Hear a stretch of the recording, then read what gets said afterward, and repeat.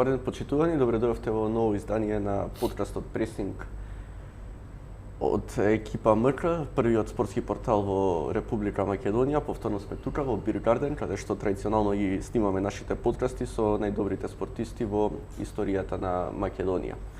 Денес имам посебно задоволство да представам две имиња кои што одбележаа една ера во македонската кошарка, веројатно и најубавата.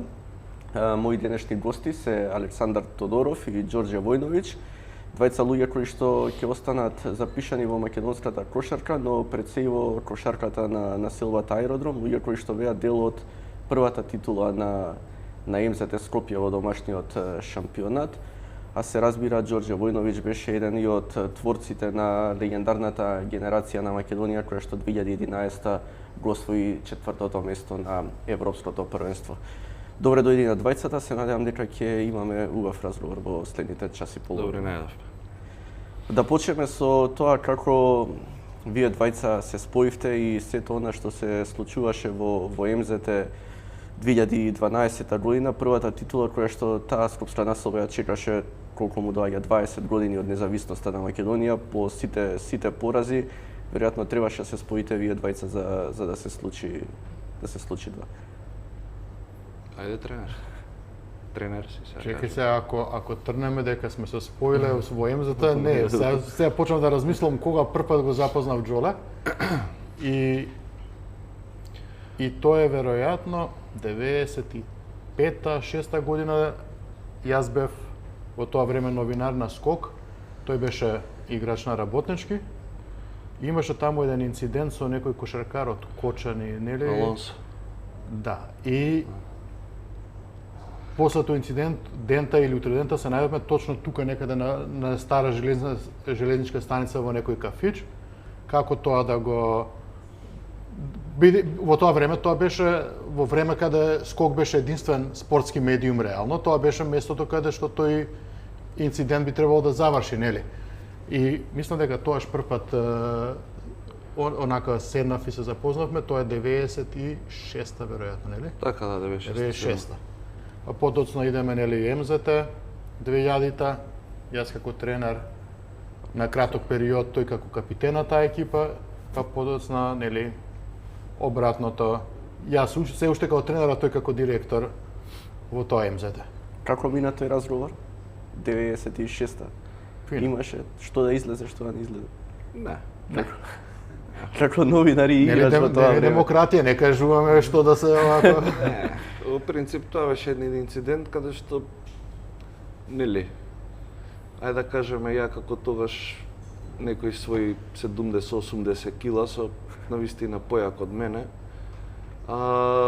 Но во кој што јас и не бев инволвиран, уствари човекот после виде на снимката дека апсолутно друг играч го има него онака добро удрено, ама мене ми се пушти, ја му вратив, тоа е една така анекдота моја со таа, да кажам, тепачка условно. Среќа он ме промаши кога замавна, среќа ја го погодив кога замавнав. Најголема среќа е што после дојда Зоран Јовановиќ, Марко Ивановиќ, па не раздвоја. Инаку не ми се пишуваше добро, да бидам искрен, но сепак тоа беше во еден жар на борба. Во тогаш со Кочани деликатес утакмиците беа вистинско дерби и во Кочани и во Работнички, до буквално секоја утакмица до последна секунда не се знаеше кој ќе победи и беше наелектризирана атмосферата, затоа што првпат во тие години некој почна да му се приближува на силниот Работнички. А тоа беше екипа која што, нели, доаѓа од помал град, но имаше доста ентузијасти во таа екипа и во тие години навистина инвестираа многу. Имаше добри домашни играчи, имаше добри странци, исто како и кај нас, и тоа бе едни убави времиња во македонската кошарка. Како да кажеме, за мене, ајде да кажеме, после успехот од 2011, тие се најубавите времиња на македонската кошарка по осамостојувањето. Кога говориме за најубавите времиња, ајде да почнеме со МЗТ Скопје, кај што двајцата соработувавте директно во тие, па веројатно, како што велиш и самиот, едни од најубавиот период на македонската кошарка. Тодоров, што недостигаше претходно во МЗТ за да мора да се споите така и да направите тој проект што донесе титула на скопската наслова, која што како наслова која што можеби најкошаркарска во Скопје долго време го очекуваше тоа. Види што не достигаше. Не достигаше, нели нормално најчесто пари, но по некој пат и среќа. Многу Сега финали не ќе да звучам како ние старите кои раскажуваат во мое време кошарката, имаше едно финале. Джоле веројатно ќе ме потсети 96-та или 7 година кај што МЗТ има добие надпревар, има 2 слободни фрлања, едно да погоди, 5 мајсторка е во градски парк. Таму во ложа веќе управа слават, ги вадат парите, кеш таму бонус се и ги промашуваат 200 слободни фрлања, работнички изравно, оди на превар во продолжеток, МЗТ губи. Тоа е еден. После го има она финале 2000-та, не, тоа е 99-та. Кај што МЗТ има Dream Team, буквално Dream Team со сите најдобри играчи во Македонија. Работнички нема никој, односно од денешен нагол нема никој, меѓутоа доаѓа до мајсторка во МЗТ, носат една овца дури на терен, офарбана во црвено и се, и кошаркаршн дава 5 тројки. И го губа тоа финале. И потоа веќе почнуваат да таа фама МЗТ никој пат не може да освои, никој пат имаше тие песни како МЗТ никој пат нема да освои и доаѓа нели 2011 година кај што не само што титулата е нели обврска, него се знае дека ако се освои титула дека ќе се игра Јадранска лига, значи двоен притисок. За прв пат македонска екипа ќе биде примена во Јадранска лига, во АБА лига сегашна. Така да таа 2011 тоа беше уште некаде пролета кога прв пат ги има првите контакти со во тоа време претседателот на МЗТ Сашо Басилков. Веднаш се договоривме дека ако дојде до таа соработка дека Ѓорѓе Војневич како спортски директор, технички директор, било во која форма која тој ќе прифати, би бил дел од тој штаб. Јас веднаш отидов за Америка да изберам таму американци во живо и дел од тие што таму ги видов членови на на таа екипа, така да тоа беше некој проект кој не започна во јуни, него многу порано. Неколку месеца порано. Ме интересира ти како тренер доаѓаш со голем број квалитетни играчи сега и Ѓорѓе како директор. Колку беше притисокот врз вас двајцата таа сезона? Бидејќи веројатно како што иде не само во Македонија да не судиме туку сегде во светот, ако не дојде до титулат или не дојде до успехот, тренерот е прв кој што е виновен за тоа и тие што го ставиле на таа позиција. Мене ме прашуваш што? Па и за двајцата може слободно да каже. Добро, ја вака прво и да се надоврзам на претходното МЗТ. Главен проблем на МЗТ во некои години покрај среќата што кажува Ацо, што е многу битно во спортов.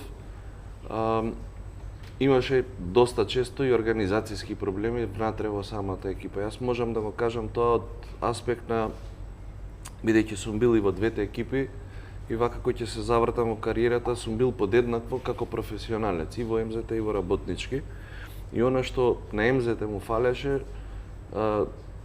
кога, да, се слагам дека беше среќа во годините кога навистина имавме, да кажеме, и финале во раце, и несреќни поени и сите тие работи, но пред се му фалеше една организација внатре во клубот. И мислам дека тоа во она време беше најголема болка, затоа што клубот беше воден од страна на спонзорите многу често. Значи тие што нели спонзорираа во клубот, некои од нив се покојни, секој им чест за тоа што го правеа за МЗТ, но секогаш им фалеше еден чекор во таа организација дали се викало слобода на тренер на избор на играчи, дали се викало однос со играчите, дали се викало однос со публиката. Значи, тоа е све склоп. Сите ние што сме таму во сала, значи буквално сите, зборам и играчите од една страна, од друга страна, публиката, тренерите, судиите, записничка маса, тоа е све нешто што треба да биде подредено на успех, а некогаш на лични интереси или преференции. Сега кога го спомнувате во 2011, кога мене Ацо и Босилков, кој што има навистина огромна заслуга за ова, мислам дека можеби он тука би требало да седи да ја раскаже таа приказка, затоа што навистина многу ангажман. Значи, мене ми се јавија, знаеш, дали би прифатил да бидеш спортски директор, технички директор. Мене не ми беше битно звањето, затоа што сето тоа го работев волонтерски. Значи, ја не се ангажирав професионално. Јас само реков, не сакам ова да ми го наруши професионалниот план, а во секој момент ќе дадам 100% од мене, како што сум давал на терен.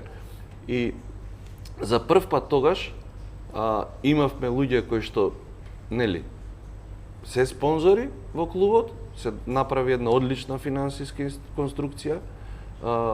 Од почетокот јас не бев спонзор, после кога бев спонзор полека се повлеков со нашата компанија кога бевме спонзори, но од друга страна се знаеше точно кој го брка спортскиот дел, кој го брка играчкиот кадар, кој се грижи за техничките работи околу организацијата на тренери. Значи, МЗТ тогаш за прв пат беше, слободно можам да кажам, најдобро организирана спортска институција во Македонија.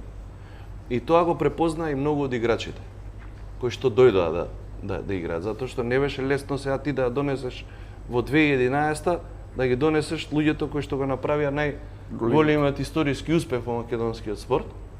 Не беше многу лесно да кажеш сега чека одеднаш каде они се четврти во Европа, се играат во МЗТ.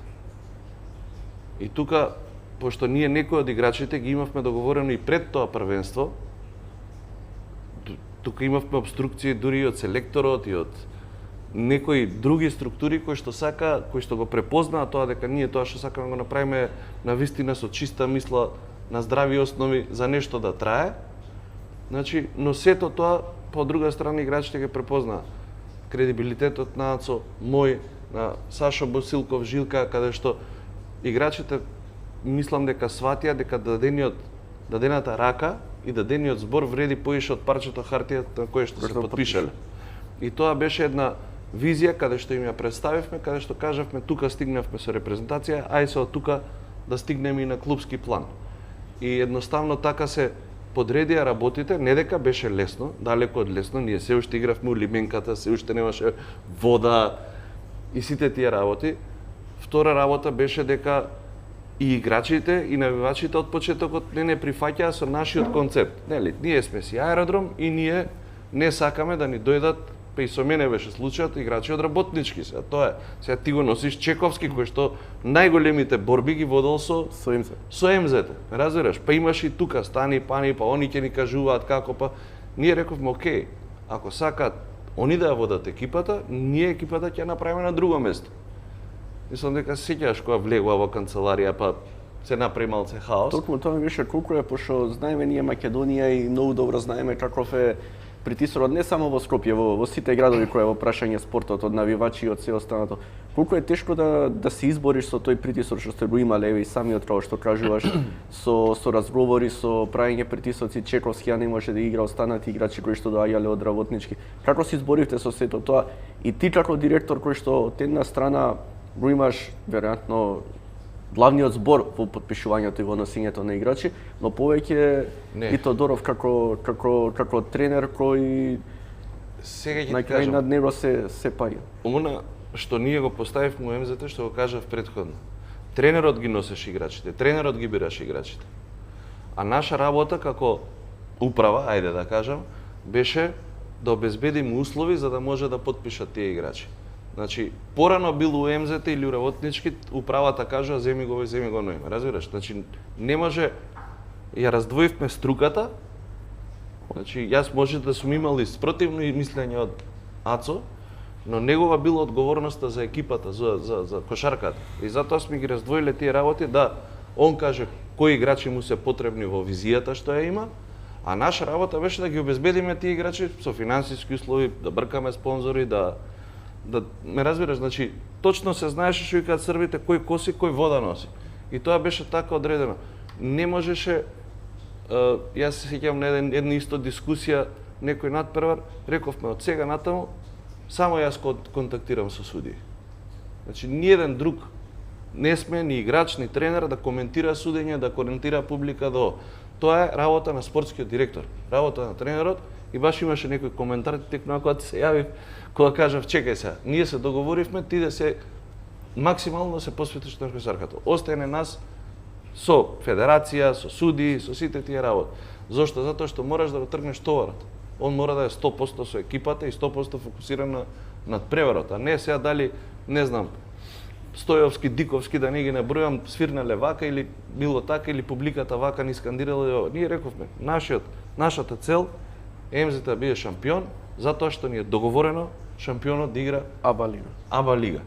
Тоа што тоа не дојде лесно. И АБА лига го препозна концептот дека ние правиме здрава приказка. Значи, не беше лесно и АБА лига со цело тоа лоби од Србија да те прими. Ме разбераш? Значи, сето тоа беше сплет на околности кои што ние го имавме поставено како визија. Значи, тоа беше битното и со точно поделени угол. Тодоро? Ке се надоврзам. Притисок, да. Недорева, да, бидејќи 22-3 години до тој момент разни луѓе доаѓале во МЗТ со истата амбиција и тие разни луѓе не успевале. И тоа биле луѓе и тренери кои биле подобри тренери од мене и појаки спонзори од тоа што го имаше МЗТ во можеби во 2011 и нормално дека кога тоа е година по година кај што ти не успеваш, нормално дека има недовреба во сите и моментот кога тоа беше моје трето враќање во МЗТ, кога прифатив, знаев дека таму нема ја да кажам го сакам тој и дека сите ќе ми веруваат на тоа. И тој момент беше најтешкиот, после нели сите вела дека таа една моја изјава дадена на првата пресконференција дека на 1 јуни МЗТ ќе биде шампион, дека таа била причина за тој притисок. Не, тој притисок ќе беше и така и така. И тој притисок беше до некаде јануари, февруари имаше таму еден тежок пораз од работнички во градски парк на 4 декември, знам беше. И таа беше огромна недоверба. До моментот кога ние почнавме веќе да играме, ама да играме да победуваме по 30, по 40 разлика, најдиректните конкуренти да ги победуваме и дома и со огромни разлики и на гости, тоаш притисокот веќе почна да исчезнува, меѓутоа тоа се појавил друг притисок. Мора да веќе немаш право на грешка. А нели имаш играчи, два играча на кои е базираш цела екипа, кои се веќе не во најмладите кошаркашки години. Така да ти знаеш дека ќе освоиш, ама од друга страна знаеш дека нема ништо да направиш ако имаш повреди. И беше тоа до 2 мај беше притисок. Сега знаеш лесно е после колку помина 14-15 години, лесно е сега да збориш, абе фино беше. Не беше фино. Не беше фино. Знам на 2 мај во Пеца Бајлето се будиш, водиш 3-1, проверуваш по интернет колку пати во историјата во сите спортови екипа што водела 3-1 загубила 4-3, 3%, 4%, и пак истото е. Од друга страна почнува, играш тој надпревар број 5 во Кавадарци, цел аеродром сака да дојде 6-ти надпревар за да се освои титулата во своја сала. Од друга страна Гечевски ми вика кажи им таму ако ние не победиме денеска дека ја толку ме боли ногата, нема да играм 6-ти надпревар. Пак ќе повторам, од денешна перспектива да, меѓутоа тогаш тешко. Го споменавме Гечевски неколку пати, Војновиќ рече дека уште пред европското првенство сте се договориле со дел од играчи. Се договоривме со Чековски. Со Чековски. Не е важно. Како Гечевски во тој период беше докажан кошаркар на Балкан, во Задар имаше неверојатни партии во Јадранската лига. Како успеавте да договорите и што е тоа што му понудивте да се врати тука што он го успеа, тоест он го прифати, што сигурно можел да остане уште некоја година негде во странство. Јас ќе почнам, Џоле ќе продолжи во еден момент, пошто до еден момент ја знам приказната. Гечевски во тој момент, ми се чини дури и пред Европското првенство, потпишува за Левски Софија. Левски Софија во тој момент има огромен буџет, има како се викаше банката што побегна Цветан Василев беше банката, не знам, кооперативна банка. Кооперативна, да, има огромен спонзор, значи милионски буџет и Гечевски потпишува за Левски. Меѓутоа се случува Европското првенство, тој Гечевски ја крши раката. Мислам дека двете ги скрши од денешниот, така беше кога падна тогаш. И важно до ноември не игра. Доаѓа една вечер во ноември, може би 11, дури и покасно од 11, и ми се јавува во тоа време тренер, сопственик, менаџер све на Левски, Тити Папазов, и ми вика, брат, да знаеш, ние нема да го зиеме Гечевски, банката има проблеми, да знаеш, слободен е. Ти кажувам прв пред да дознаат сите, нели во таа предсезона Левски дојде и кај нас имаше, игравме некоја пријателска со Левски, мене Папазов ми е пријател и го завршуваме разговорот 11 и нешто е веќе вечерта. И викам сега што да правам, да чекам до Сабајли или не? И викам не, кога ќе будам директорот. Така да во 11:15 го будам директорот и му викам Џоле Гечевски е слободен. И тој ќе продолжи после 11:15. Ја го будам председателот го буди градоначалникот. Стигна еден Савајле? Да, па не, видете, знаете како, значи ние Гечевски го посакувавме, но нормално после таа 2011 дека иако беше нели да кажеме веќе во зрели години за кошаркари, не можевме во прв момент да и да обезбедиме толку пари, затоа што она кога дојдовме во МЗТ, кажав, ти ќе бидеш господин играч, ти ќе бидеш господин тренер. Она што сакаме да го договориме, пошто претходно МЗТ и го пратеше малце таа репутација дека стално должи, стално, еве, ја можам за мене да кажам колку ми останале должни, но рековме дека мора, ако сакаме да ги привлечеме домашните играчи, мораме да ги платиме соодветно според нивната вредност на пазарот. Не можеме да ги поцениме, кажеме тој македонец треба да игра за толку и толку, а да донесеме некој што воопшто не го познаваме и да земе дупло пари. Значи, основното беше тогаш таа пракса да ја прекинеме. Затоа што мораме прво да се вреднуваме самите дома, за да некој не вреднува надвор. Сега, како што кажав, Ацо ме разбуди мене, јас го разбудив Босилков, Босилков го разбуди Ивица Коневски, кој што исто така има огромна улога во целава оваа, затоа што па од позиција нели на градоначалник, тогаш клубот преиде во општински раце, се направи нели трансформација според законот за спорт и едноставно тоа беше екипа која што навистина сама си го постави притисокот дека треба да бидеме шампиони. Ме разбираш? Значи, мојот прв муабет со Ивица Коневски беше колкав буџет ни треба за да бидеме шампиони да не изгубиме ни едну такмица. Ја викам 2 милиони евра. Чекај се. Викам, кај да ги најде. Да, и 2 милиони евра. Не, поентата ми беше дека Ивица треба поставиме систем. Тој систем да почне да работи, да продуцира, за да на крај добиеме крајен производ што се вика шампионска титула. Затоа што претходно МЗТ имал 2 милиони. Ама не освоил титула. Во спортот ти не можеш да кажеш еве јас ќе давам сега 2 милиони, 5 милиони ова и јас сум сигурно шампион. Не бива така. Значи, еве, што викаат со задња ќе промашиш, значи спортот е жива материја, те јаде ако не си присутен. И тогаш се договоривме, да, окей, го поставивме клубот, он имаше огромна заслуга во обезбедување на финансии.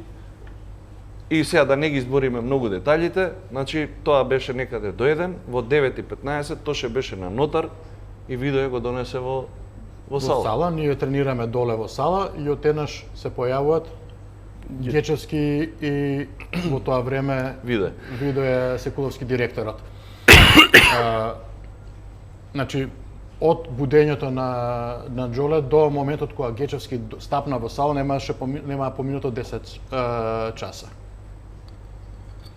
И моментот кога веќе дојде тој со Видо во канцеларија, влегува таму, ние доле тренираме. Веќе ми беше се јасно што се случува. И long story short, се најавме со Гечевски, негово единствено прашање беше колку пати се тренира, како тренираме. Значи тоа беше момент кога веќе тој ги знаеше финансиите и кога се беше договорено, остануваше уште тоа. И нормално од следниот надпревар тој почна со нас, меѓутоа треба да е исто јасно дека тој не беше Гечевски што ја заврши со мене бидејќи 3-4 месеца немаше воопшто фатена топка. Така да доаѓањето на Гечевски не значеше дека автоматски почнавме со победите. Меѓутоа моментот кога тој веќе стана оној стариот Гечевски, веќе ми се чини дека дека изгубивме едно од Лирија, Симич ни шутна 7-7 тројка и мислам дека тоа не беше единствен пораз. Тоа беше кај нас кај нас во сала и Торус на победи на полуфинал на плейоф една утакмица исто решена. Значи два пораза имавме од доаѓање. Да. Гечевски и Чековски беа столб на екипата. И да кажеме во тоа време ние ги земавме странците да бидат помошно одделение, како што викаме ние. Значи, земавме квалитетни странци кои што исто, да кажам, не беа скапи, но беа квалитетни затоа што Ацо добро си го одработи тој дел на скаутингот, што нас ни треба да се вклопи во таква екипа во која што имавме стварно добри македонски играчи. И ние секогаш акцентот сакавме да го ставиме на македонските играчи повеќе, отколку на, не знам, со тие пари можевме да земеме и странци поквалитетни се, но знаевме дека идентитетот мораме да си го изградиме како македонска екипа, за да во позадина можеш да активираш и повеќе спонзори, да се надоврзеш на успехот на репрезентација на таа кошаркарска еуфорија што се случи во државата, да се надоврзеш дека ти имаш во следните 5-6 години со овие играчи стабилна екипа, затоа што кога те гледаат и во АБА лига и ти имаш 10 странци и ти каже ти, окей, имаш за странци оваа година, дали имаш за до година? За до година. Разбираш, значи тоа беше све да се покаже дека МЗТ гради едни стабилни темели за понатаму. Притисокот, пак ќе кажам, ние си го наметнавме исто така, затоа што по принцип сме и такви луѓе. Ја ако немам притисок, значи не можам да функционирам, да ми биде се рамно. Не функционираме така и затоа таа изјава негова, која што сите, не знам, некои вика, ете сега, баксузираш, ете ова, таа изјава не беше дадена случајно, затоа што сакавме да покажеме дека прво ние веруваме и сте подготвени. И сме подготвени да направиме се. Значи он на таа пресконференција го поднесе најголемиот товар. Ама па со тоа покажа дека или ќе биде по наше како организација во целата структура или нема да биде. И ги спомнавме неколку предизвици, беше предизвик и селење на салата. Каде сега ќе не селите сега?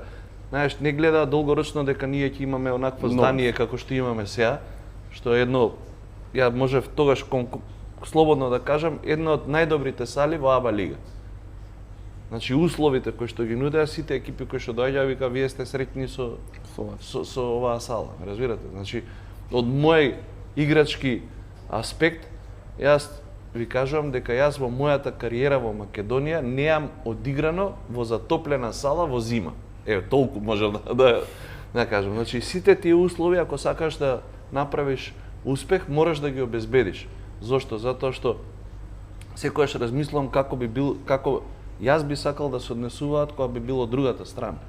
Значи јас како играч би сакал да имам топла сала, да имам обезбедена лекарска заштита, да имам редовни примања, да имам добри услови за тренинг, да имам кондиционен тренер, да имам теретана, да имам све она што ќе му овозможи да одам напред и да постигнем резултат. Тоа беше нашата задача, да кажеме, на позадинците. И сето тоа беше нормално, има грешки, но беше обезбедено на највисоко ниво, иако бевме во лименката. Така беше? Да, сега ќе ти кажам еден друг пример, ќе се наврзам. Сакаме припреми висински. МЗТ не било на висински припреми 15 години до тој момент. А водно што сме трчали. И вика идеме кај градоначалникот, вика да, Елем имаат вика хотел во Маврова. Ај викам ја неколку дена пред тоа да отидам до Елем да видам што има таму. Идеме во Елем, ни отвара Баже Фремовски, таткото на Виктор Ефремовски, кој работи во Елем во гостивар и вика слушајте, еве 20 соби, секој може да е сам во соба, ама знаеш тука имаме кујна, ама немаме готвач, немаме келнери, треба да си донесете сами. Све со вас. Враќа се во Скопје, спринт во една кафана, да не ја кажувам по име, кај газдата ни треба кувар, ни го дава кувар од трпе, го товариме крстел, спонзор супермаркет во тој момент, оди видое таму, правиме список што ќе јадеме, како ќе јадеме, купува X кила месо и све тоа. Ги товариме во едно комбе, ги носиме, значи отидовме на припреми како Реал Мадрид, како Барселона со кувари со Ние што сакавме, што немаше. Што моравме. Што немаше. Меѓутоа тоа беа, нели, тоа се се почетоци, меѓутоа треба да се знае друго. Сега кога збориме некој што е наша генерација, малку помлад од нас, јасно му е, но овие што се помлади не сваќаат. Тоа беше немаше надпревар кај што салата не беше полна. Збориме не 200-300 таму души да дојдат да ga ламат на трибини, збориме за преполна сала, игра со последниот, во тоа време мислите чини дека, не знам, Вардар и Кожув беа најслабите, игра со Вардар, Кожув и салата ти е преполна. Значи преполна. Во момент кога се направи таа политика дека секој ќе плати влезница. Да. €1, не е битно колку беше, ама секој плаќаше. Значи немаше ајде сега ќе направиме бесплатен влез за да дојде публика во сала.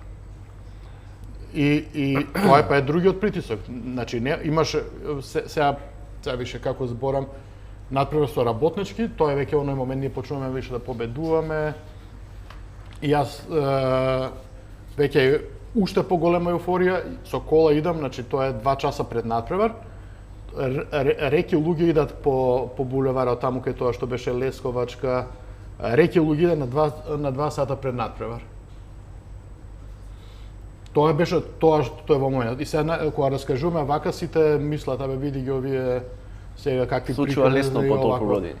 Тоа е тоа што се случуваше во тоа време. Тоа е таа еуфорија што имаше. Да, последица на очекувањата за титулата, меѓутоа исто голем фактор беше и целиот тој подем на кошарката после тоа 4-то место. Кошарката во тој момент беше спорт број 1, не беше спорт број 2 зад фудбал. Кошарката беше спорт број 1 во Македонија.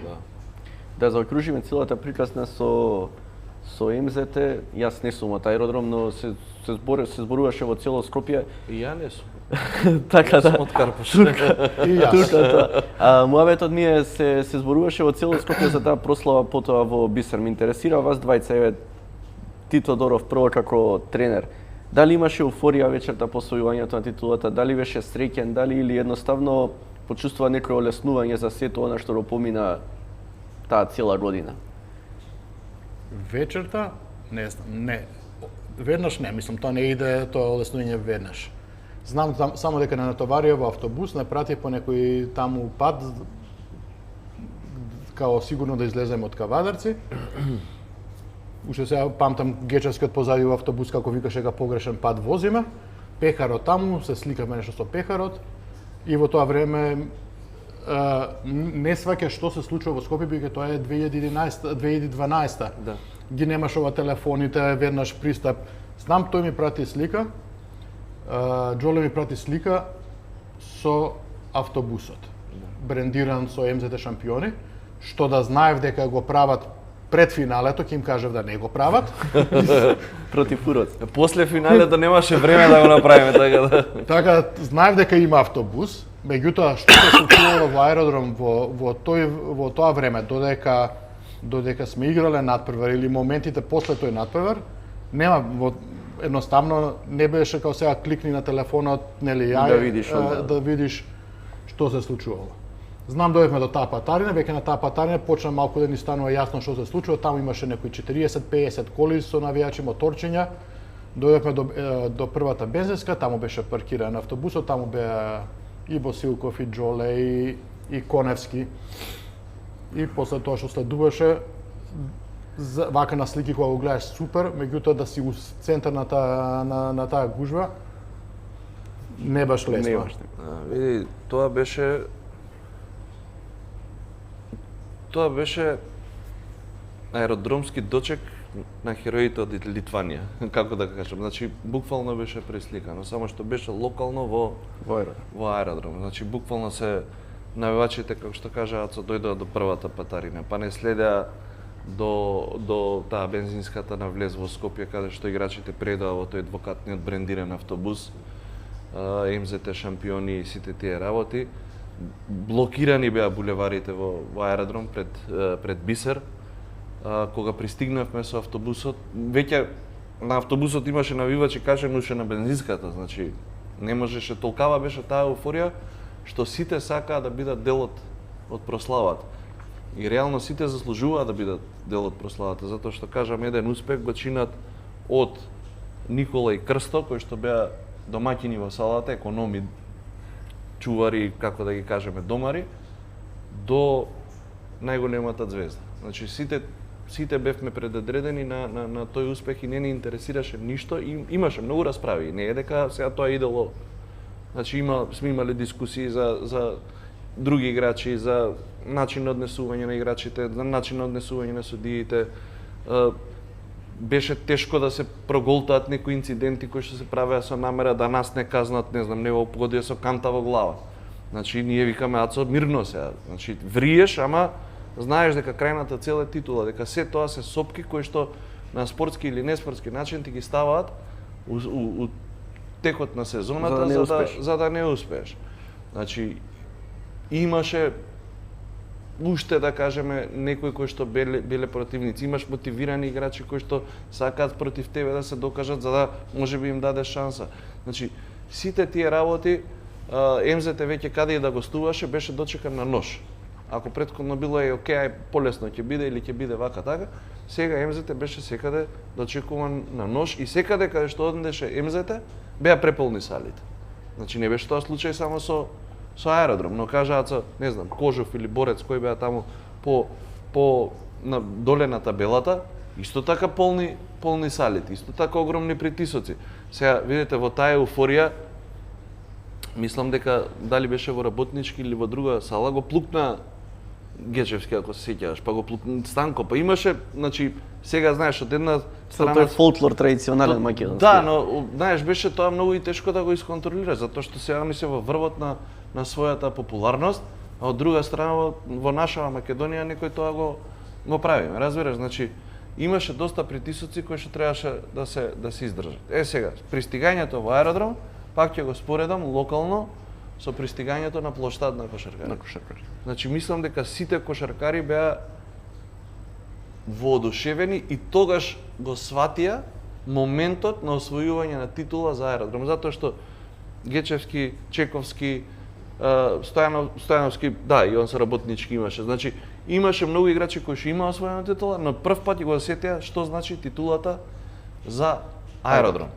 Значи тоа беше вечерта. Следниот ден повторно имавме гедеринг. Значи се јави Ивица Коневски, ка извинете, ја не можам да дигнам глава уопштина, вика мора да направиме уште едно денеска. Па ајде сега ти треба ги вратиш играчиве, Тоше више отишол од дома. Овој више уморни се. Разбирате, значи па и ние си славевме после тоа до доцна во ноќта баш кога ни игра надпред. Ајде се треба ги вратиш. Сега пак истите тие, не знам, 5-6 илјади народ се собираат, се слави титулата преку ден. И тоа беше една слика која што навистина многу допринесе за уште поголема популаризација на кошарката. Но она што нас не беше битно, дека докажавме на сите дека кога нешто ќе поставиш на здрави основи, кога секој професионално ќе си ја врши само неговата работа во интерес на успехот, кога сите ние во одреден момент ќе го проголтаме егото во интерес на успехот, Кога не ќе престанеме да кажуваме во мое време вака, во мое време така, не. Сега е ова наше време и вака треба да се однесуваме. И тоа е нешто што го препознаа играчите. Затоа што многу често сме разговарали и со нив и во соблекувална, и после надпревар, и пред надпревар. Имало кризи, не знам, како викаше Тошо, ако заплачам ќе ме пуштиш ли од тренинг да не тренирам, така да...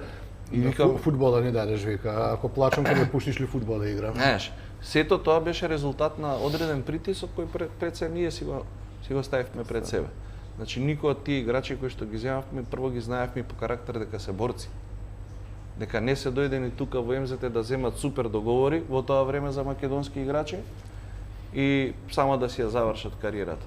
Не, нивниот карактер, слободно можам да кажам дека Станко и Тоше, Чековски Ѓорѓи, ја контролираа соблекувалната и они беа пример за другите. Сега ти кога доаѓа странецот, кој што само што излегол од колеж и гледа дека најдобрите играчи во Македонија се тепаат, не останува ништо освен и он да се истепа на терен. Така да све се поклопи во таа концепција. Вашата соработка почува многу порано. Рековте тука си имате запознаено во тој период Тодоров се уште како новинар. Ти како тренер, како беше како играч, како беше таа прва ваша соработка кога Тодоров бил тренер на МЗТ, Војновиќ кошаркар, каков е Тодоров како тренер, кога директно сте соработували и обратно каков е Војновиќ како кошаркар?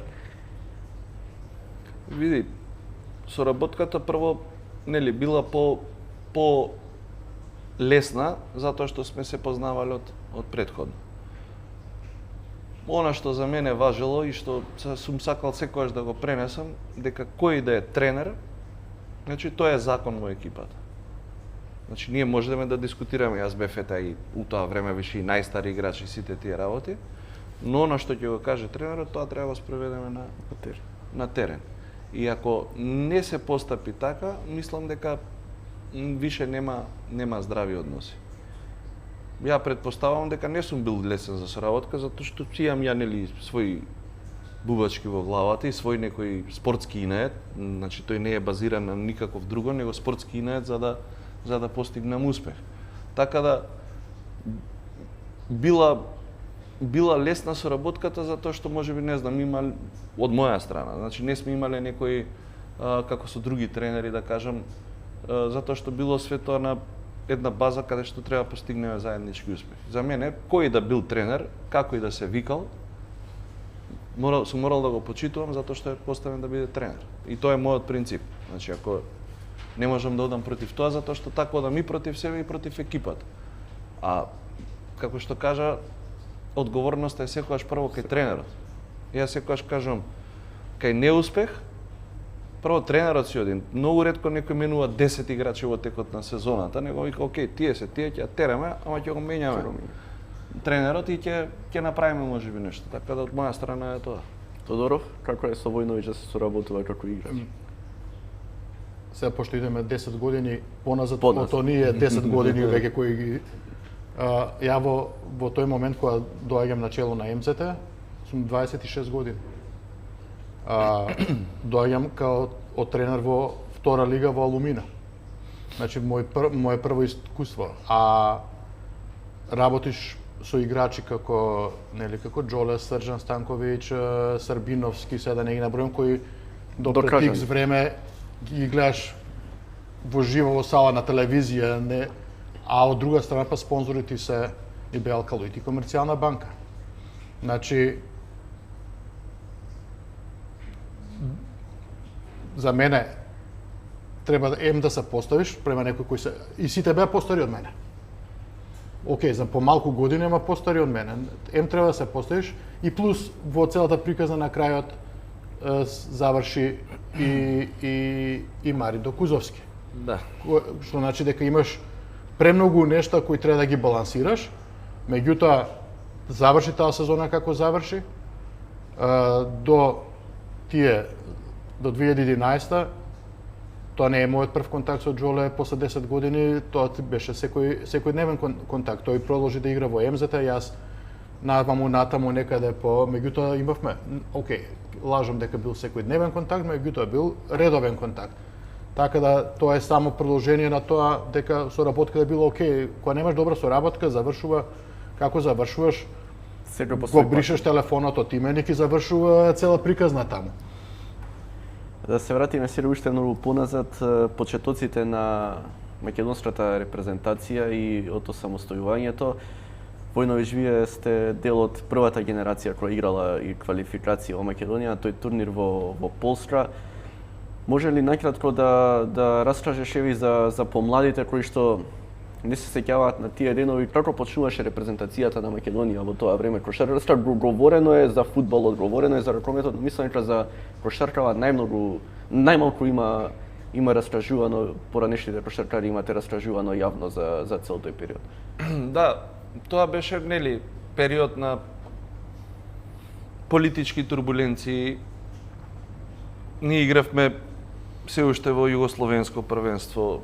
Македонија се очекуваше да прогласи независност. Значи, тоа беа навистина турбулентни периоди каде што многу беше тешко да предвидиш што ќе се случи утре, а не на подолг период. Ако се вратам назад, ние соработнички игравме во таа југословенска лига без хрватските клубови, нели пошто ни излегоа таа година. И не знам, гостувавме, го победивме Партизан кога стана европски шампион, значи у Истанбул. Па од таму отидовме од Ужице, па од Ужице отидовме у Тузла, па од Тузла завршивме у Сараево. Така ни ги направија првенството за да, нели, побрзо и заврши и све, затоа што евидентно беше дека ние од Сараево до Скопје, ние излеговме од Сараево дента кога почна војната, кога пукаа снайперистите. Значи, ние не можевме 12 сата да излеземе од Сараево. Блокирано беше. Затоа што веќе почна војната. 28 часа патувавме од Сараево до Скопје. Не знаеа нашиве, пошто више гледаш телевизија, нема мобилни, не знаа дали се вратиме живи или не. На крај на сите барикади све живо ни земаа, само да не пуштат. Сега, во тоа завршуваш ти како четврти, не знам, или трети во Југославија, како беше, одеднаш вика нема више првенство. Сега викаш у Македонска лига, кај ќе играме Македонска лига. Ме разбираш, значи нема екипи, како ти кажам. Значи јас пошто сум имал среќа, ја во тоа време играв и на двојна лиценца, сега го знаеш квалитетот работнички, го знаеш квалитетот на Прилеп, го знаеш квалитетот на Тетекс у тоа време. Сега ти се враќаш да играш у нешто што е овако. И одеднаш доаѓа, вика ние ќе играме репрезентација. Вика ќе се прави турнир, квалификации за европско во Полска, за бивши ју републики и бивши советски републики, со плюс не знам кој беше Романија и таму не знам кој друг, и Полска. И окей, века кога идеме? Идеме за 5 дена, мислам, карикирам. Значи ние отидовме таму со дресови на работнички. Значи немаше време да се набави опрема. Тогашното раководство место опрема ни набави оддела, да патуваме од оддела 38 сата. Значи не преку кој земји патувате да стигнете? Па ја мислам дека идевме со автобус до Бугарија, па од Бугарија летавме, не знам до прво летавме до негде до Будимпешта, па од Будимпешта летавме за Варшава, па од Варшава не возеа со автобус до Вроцлав. И гледаш дека босанците и хрватите со еден чартер си доаѓаат заедно. А ние патуваме. А војната почета. Да, војната више увеликува. Но сакам да кажам, патуваш, се мачиш, горе-доле знаеш која е силата на другите репази. Сега ние ќе играме, не знам, со Литванија. Или ќе играме со Хрватска, не знаевме како ќе бидат тие групите, но едноставно знаеш дека супер е што си таму, за да видиш до каде си, да кажеш дека си играл и си да ти работа. Ентузијазмот беше голем. Стигам у Вроцлав, има техничка комисија на ФИБА и нашите ги вадат дресовите. На дресовите реклама Фершпер. Овде стои Годал работнички. Овде, вака, тоа беа, како да кажам, мислам дека беа дури не беа ни од ваков материјал, него беа памучни дресови, најобични мислам. Сега како да кажам, као да си у 45-та, не као да си у 91-та, 2-та, 3-та. И оние ни викаат, вика со тие дресови, вика не може, вика рекламите мора да се покријат. У тоа време не дава ФИБА, не знам, вакви реклами, такви реклами. Ајде во хотел, Лепи ги. Сечи чаршафи, лепи. Тројачанец докторот нешто со ацетон вади, останува се едно Ф. И вика треба и тоа. И Буштур му текна и вика, тоа е као за фиром. Вика, ако е за фиром, остај ги дресовите. Значи нема каде, ние идеме у град да бараме дресови. Да почне утакмицата, викаат не може сите мора или бели или црни патики. Иначе вика не знам колку беше 1000 марки од играч по надпревар. Ние немаме пари да дојдеме до овде, ќе нема да се вратиме багаме. Тројачанец докторот отиде у град со Буштур, црн спреј, сите црни патики. Спреј нема нови патики, само спреј. Немаш кај да најдеш се. Полско у тоа време не беше нешто као што е денеска. Значи нема, све било со некој ентузијазам, мислам со многу самооткажување, што мислам дека денеска помлади генерации него сваќаат, знаеш. Јас секогаш кажам, ако ќе ме прашате, кажи за овој талент. Викам прво гледате дали е гладен. Не во физичка смисла на зборот. Да успе. Да, него дали е гладен да успе. Ако има тој жар во очите во однесувањето и да не е многу талентиран, може да успее. Ако го нема тој жар, имаме многу примери каде што многу поталентирани играчи од нашата генерација што сме биле не успеале, ама ја немале таа работна етика, го немале тој жар, ја немале таа желба за докажување, ја немале таа желба за победа, ја немале, не сакале да ја напуштат зоната на комфорт. Значи ние сите тие кои што сме тргнале на тој пат во Полска, Петар Нумовски беше човек со медали од Евролига, од Куп европски шампиони со. Значи Петар Нумовски си седна во автобусот, се возеше 36 часа со нас. Разбираш, значи овие сите што играле во Југословенска лига, сите постарите од нас, Давидков, Владичевски, сите тие биле, ние сме ги гледале, иако сме биле во иста екипа со почет и ти давале пример, окей, ако патувам и јас. Шимон може патувам. Не разбираш, значи пак све се свело на тоа некој ентузијазам и борба да се докажем. Утакмиците поминаа како што поминаа. Не се прославивме, но тогаш свативме дека од друга страна во таа една генерација која што доаѓавме јас, Дејан Јовановски, Књазев, Боцевски браќата и сите, дека има потенцијал. Сватија овде дека има потенцијал и само се прелеа тоа во клубовите каде што игравме. Имаше една анекдота, му вика Буштур покоен на Ацика ни беше тренер, ама Буштур беше као директор на репрезентација и му вика, бори се со Мурешан, буткај го. Мислам, Мурешан 2,20, NBA 70 патика, Душан Боцевски 18 години. Мислам дека толку имаше тогаш. 73-та? Да, 19 години. Значи, прво јас бев 75 кила на тој турнир. Значи, немавме маса, немавме сила, немавме нешто што можеме. Имавме квалитетот, немавме доволно сила да го покажеме. И му вика, дојде ти бутни го, викам Буштур, доста викаш, ние тројца не може да го бутнеме, разбираш. Но од друга страна па имаше лидер како Пеце Нумовски, со кој што гледаш дека може да си ги работи, што викаме по-нашки, по-малски, и ти дава додатен елан да тоа што најдобро го знаеш. Ја во тоа време бев повеќе одбранен играч, да не му се дадеш на никого. Така да почетоците беа тие, почна да се гради некаков си успех, заврши со пласманот на Европско во Франција. Федерацијата почна да функционира некаде пред тоа Европско. Имавме веќе овие што ги набрав, сите прераснаа во многу добри клубски играчи, носители на репрезентација, сите тие работи. Јас се повредив, баш пред надпреварот со Италија кога игравме во Скопје. Не бев дел од тоа првенство, не бев дел од плановите на Назаре Марковски, но бев еднакво радосен како јас да сум таму, затоа што она што сме го започнале во тие рани 90-ти години се валоризираше со 2011. Да, не, се валоризираше со првото европско првенство. После тоа повторно се сруши системот во федерација. Дојдовме во 2004-2005 во федерација и пак кажам, како што го градевме МЗТ, да не ја повторувам приказката, таму почнавме да ја градиме федерацијата. Ќе се вратиме и на тие времиња кога сме били пред исклучување.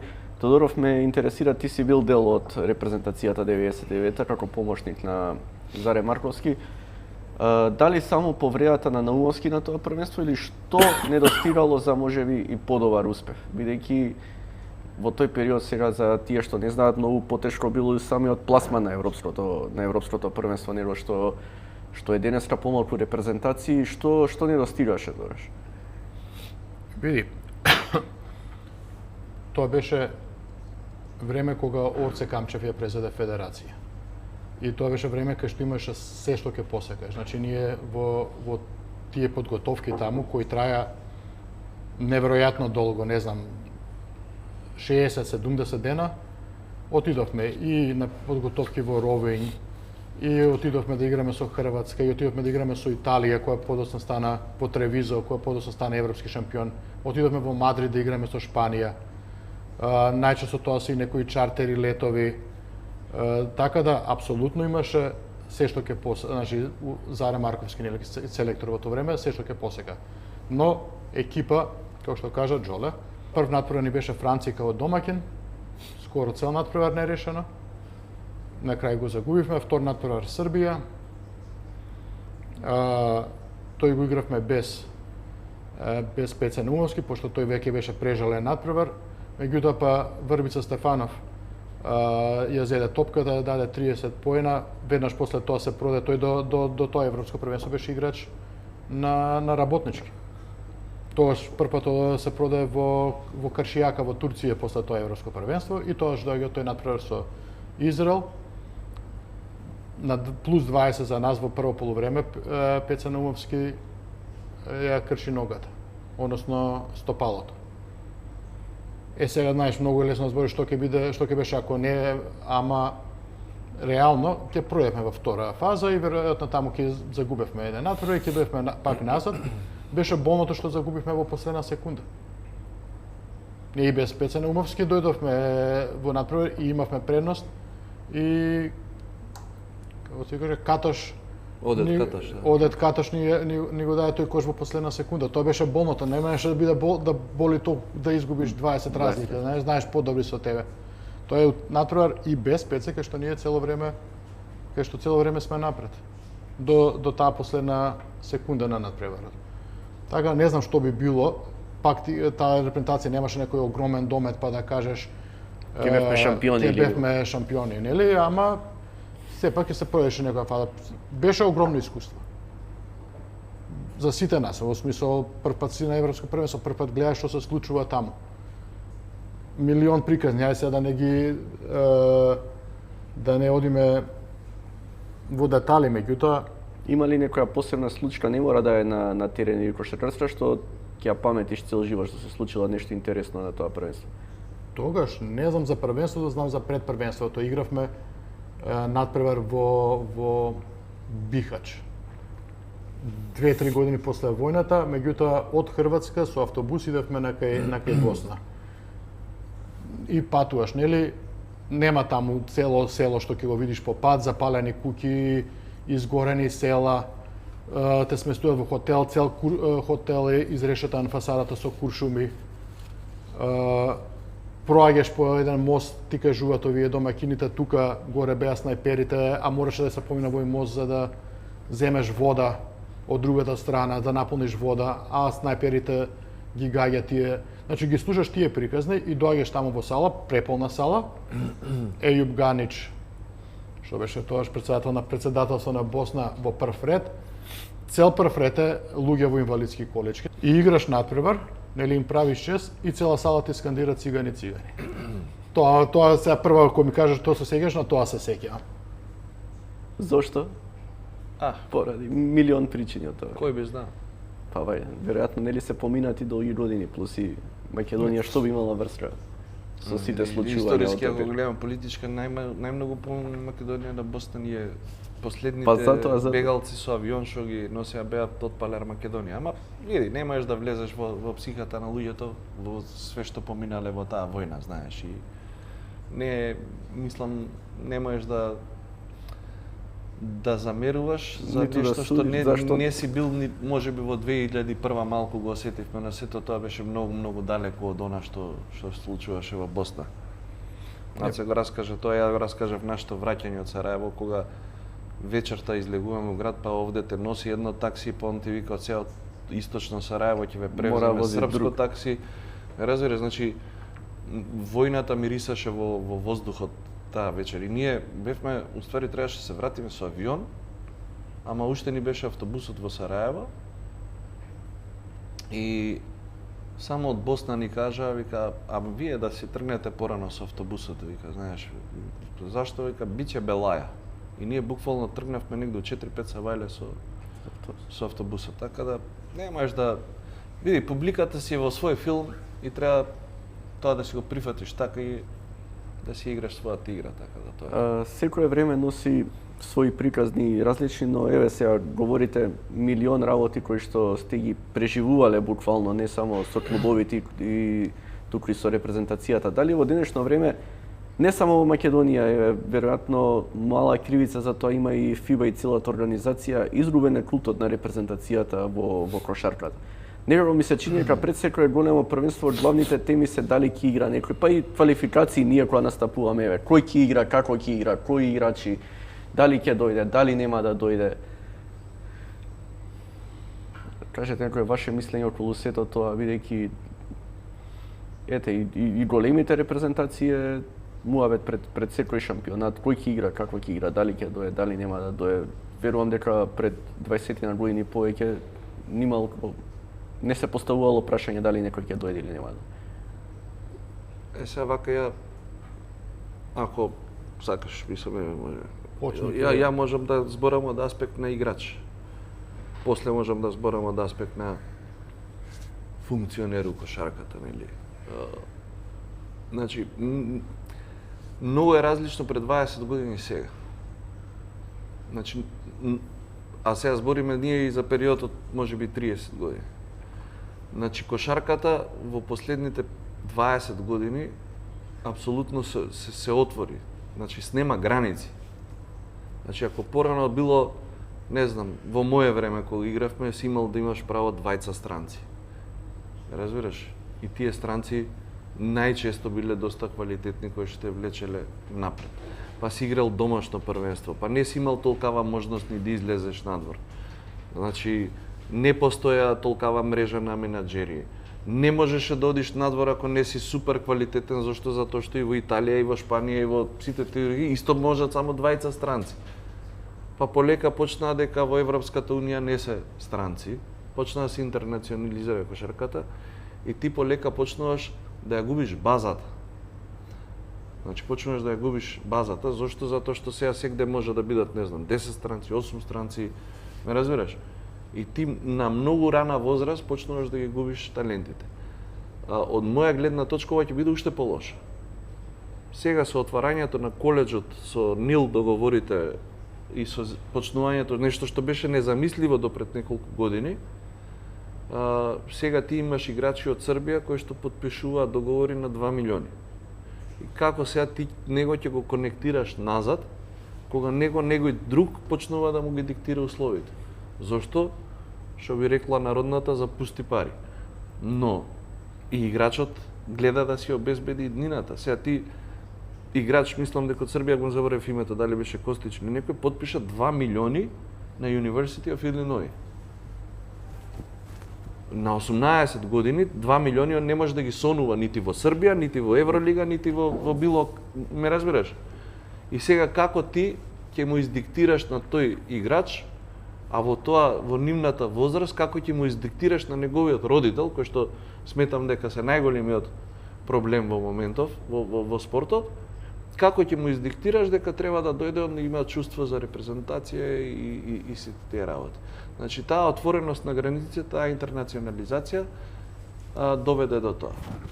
сега имаш карактерни играчи кои што ќе ги молиш 10 пати да играат за репрезентација, имаш карактер како Богдан Богдановиќ кој што вика јас кога сум спремен И кога не сум повреден, не кога сум спремен, кога не сум повреден, јас ќе играм за репрезентација. добро, имаме пример и Дончич, никад не е од Словенија, е топ 5 играчи. Пак ќе кажам, последните тоа 10 доаѓа и години. до карактерот, ме разбираш? Значи, некој сака да е победник во секој надпревар, некој сака да има посигурна иднина, или известност, или како и да е. Разбираш? Значи, но, повторно ќе кажам, ако ги споредуваме оние времења, ние одреден период сме биле осудени да играме во Македонија. Разбираш, и во Македонија имало 3 клуба, и ако ти не се докажеш, нема да биеш дел од тие 3 клуба. Ќе бидеш у четвртиот во кај што ќе зимаш 200 марки плата. Или ќе бидеш во овие првите 3, каде што знаеш дека ќе земеш 10 пати повише. Или 20 пати повише. Сега више тоа го нема, таа интернационализација, квази менаџери кои земаат деца на 14-15 години, советување дека не знам ќе ги направат било што, па ќе ги однесат јас те носам у Шпанија, па ќе те однесу некоја академија таму, што е исто приватна школа, рангот на не знам кој. И нас ни се одливаат и ни се губат талентите и најбитно е го губиме контактот со нив. Тоа е, за мене е тоа. Тодоро? Од аспект на селектор можам да кажам дека големи проблеми во тоа време со убедување на играчи немаше. Имаше големи проблеми со корона. Па таму на крај доаѓаше да игра кој е здрав, не кој заслужува да игра. Меѓутоа, секаде постои. Значи, не говориме тука патриотизам и непатриотизам и не знам. Секаде постои. Го читавме пред некоја недела Бечи Рагич, што све кажува таму за Босна. Што се поминале во Босна пред првенството. Меѓутоа ги гледаш и овие примери што ги кажува Джоле. Така да, тоа го има секаде. Значи, не е само дека сме XU или не знам, го имаш. Везенков, единствениот играч што игра Евролига за Бугарија, 9 од последните 10 надпревари, не игра. Овој циклус го пропушта заради тоа што 60 и не знам колку дена пред првиот надпревар си го свиткал с глобот. Колку на тоа зависи од играчот, што вели Джоле, меѓутоа во едното уво на играчот постојано говори и клубот. И тоа не треба да се заборави. Клубот не сме официјално да стави забрана за настав за тој играч на репрезентација, бидејќи следува казна од ФИБА и таа казна не е мала. Но значи, тоа е осигурувањето и завршуваме цела работа, но федерација не може да ни плата. Ние имавме ситуација со Владко Илиевски. Значи него лотоматика исто така, него пушташе забрана, мека забрана. Значи не сметам дека не бил проблем Владко да дојде, ама сметам дека имало сега има, знаеш како таму има и не знам, таму бил хрватски тренер, па некој му се јавил, абе слушај, ние сме во група со нив, па ти да него, значи има и тоа, малце и таа политика да кажеме на бушење од страна, така да секогаш поготово со овие суми што почнаа денеска се зимаат во големите клубови, едноставно клубот ти диктира, поготово со ова сега што има Евролига, Евролига не е под ингеренција на ФИБА, ти не можеш да го казниш, што ќе го казниш.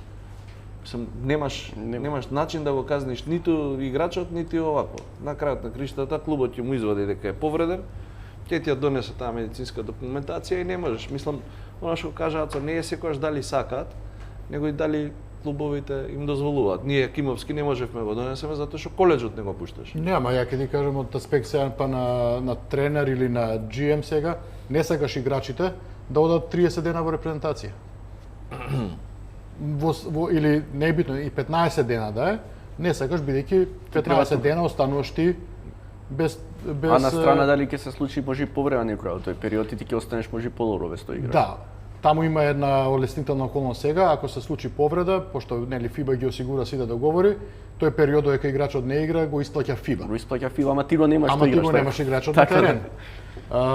Така да доволно на некој кој ти е премногу важен и кој можда не е 100% здрав, меѓутоа не е ни 100% повреден, да му шепнеш, абе слушај, подобро овој циклус, одседи си го дома и нормално кога зимаш од некаде договори како што зимат овие Евролига играчи. Се нормално ќе го послушаш клубот, како што го послуша оваа година. Ој Чанчари И Нибо. Да. Милана. Тоа е тоа, мислам, ти клубот не може да ти пише мејл, не може, значи мораш ти лично да откажеш и после ти влагаш у тие објаснувања, болен сум, не сум болен. Кругот, предавнике не е предавнике. Така да не е лесно ни за играчите. Посебно, нели, си под притисок од некој што те плаќа многу. Кога се нафативме веќе за репрезентацијата и за култот и за сето останато, почетокот на тие златни времења 2005, ако не се лажам, Војновиќ доаѓаш во федерацијата во еден период кога се има освен кошарка, во неа особено скандали и ни се заканува и суспензија од ФИБА.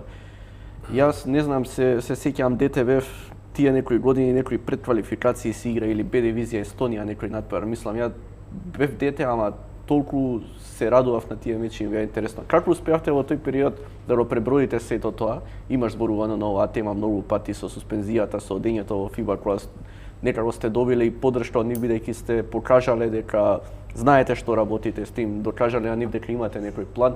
Како беше сето тоа, тој период за на крајот да се стигне и до редовно учество на неколку првенства поред, но и сето тоа што случуваше 2011? Како го прифати ти прво тоа да... Види, предизвикот јас бе веќе тука некаде на 33-4 години, каде што веќе навистина и нели размислуваш што и како понатаму. Ти ми се јави дека нели ќе има промени во федерација и дека ќе бидам генерален секретар. Ај викам се, не вика ќе видиш така ќе биде, ќе ти се јават. И така и се случи. Во тој момент Џоли игра за МЗ-та. Ја капитен. Значи тоа е зима, декември, 17 декември мислам дека ми беше последниот надпревар. И во ред со тогашниот председател, да кажеме, кој што евидентно беше дека ќе биде избран, а не беше лесно, имаше разноразни притисоци, гласање, се уклучуваше аларма од... Имаше многу... За еден глас. За еден глас победи Драголјо Барсовски, а нас па ни беше несватливо дека федерацијата е на толку ниски гранки и повторно имаш борба за превласт. Имаш клубови кои гласаат за тој хаос да продолжи. Значи тој хаос нив им одговара. Некој лови во матно, што викам. И нема врска, тоа заврши, Драголјо Парсовски беше прогласен за председател, јас бев назначен за генерален секретар. Само ќе да преми, Драголјо Арсовски во тој момент е директор на Комерцијална банка, бидејќи Хари Костов е премиер на државата. И што се случува, за 2 недели Хари Костов се враќа во банката, Драголјо Арсовски се заминува од банката и автоматски дава и оставка на местото председател. И сега, јас сум во федерација, во која што претходно ретко сум влегуваш во една федерација, во тие изнајмени простории, каде што нема здрава површина на плафонот, значи плафонот тече од сите страни. Викаме, дај да направиме некаков пошто јас паралелно и студирав на Шефилд, па нешто, да кажеме, од таа пракса, од тие бизнис практики, да кажеш, па ајде да направиме ова, ајде да видиме ова. Ние имаме еден дрес од оној што почина Джонс во рамка и немаме ни еден друг дрес во федерација. Значи, не зборам за младински, за вакви, за така. Нема дрес, не постои. Пикавците беа изгасени во пехарите. Се нашле тука. Разбира, значи, многу долно ниво, кое што на крајот викаш, ле, кај дојдов. И нели, немаш председател, јас одам кај Хари Костов вика тоа што е ветено од страна на Комерцијална банка, ние ќе го исполниме, вие ќе го исполните, блокирана е сметката. Значи, ние викаме, легнуваат парите ги нема. Сметката е блокирана во федерација наназад 15 години. Па ајде, отвараш нова сметка, па ајде со спонзорите разговараш, па треба да ги убедиш, но во долг период, мислам, за мене долг, неколку месеци, јас бев и председател, и генерален секретар, и организирав и лига, значи беа ненормални услови за работа. Денеска не знам дали пак би прифатил, ама тогаш си со ентузијазам. Сонја доаѓа секретарката и кога дојде писмо, ние бараме состанок у ФИБА, писмото ни враќа и они бараат состанок со нас. Ја викам, што е темата? Темата е да не исклучат од сите на преварување. Значи, Сонја, што се тие пасоши, кога ни го пуштија списокот, значи има пасоши за луѓе, за деца. Тоа било системски, значи бил голем број на фалсификувани Тоа беше огромен број. Ние не ги знаеме играчите. Значи вака читаш и сега на пример читаш Џоле Војновиќ и кажеш кој е кај играл кошарка. Разбираш, ама него пасошот му требал за не знам кај да оди да студира. Мислам, а да е системски, не е системски. Правено е стихино, пошто ти ако направиш системски, има репрезентации и тоа од тогаш до смртта му е тој мантичен број.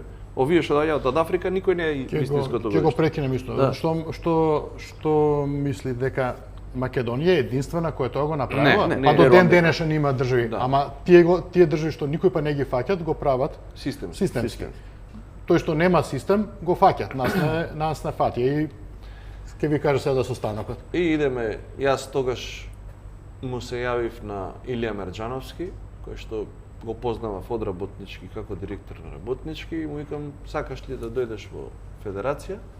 Значи викам ја, биди ти председател. Викам ја не можеш да бидам председател, викам ја може да бидам оперативец. Викам за тоа сум се нафатил.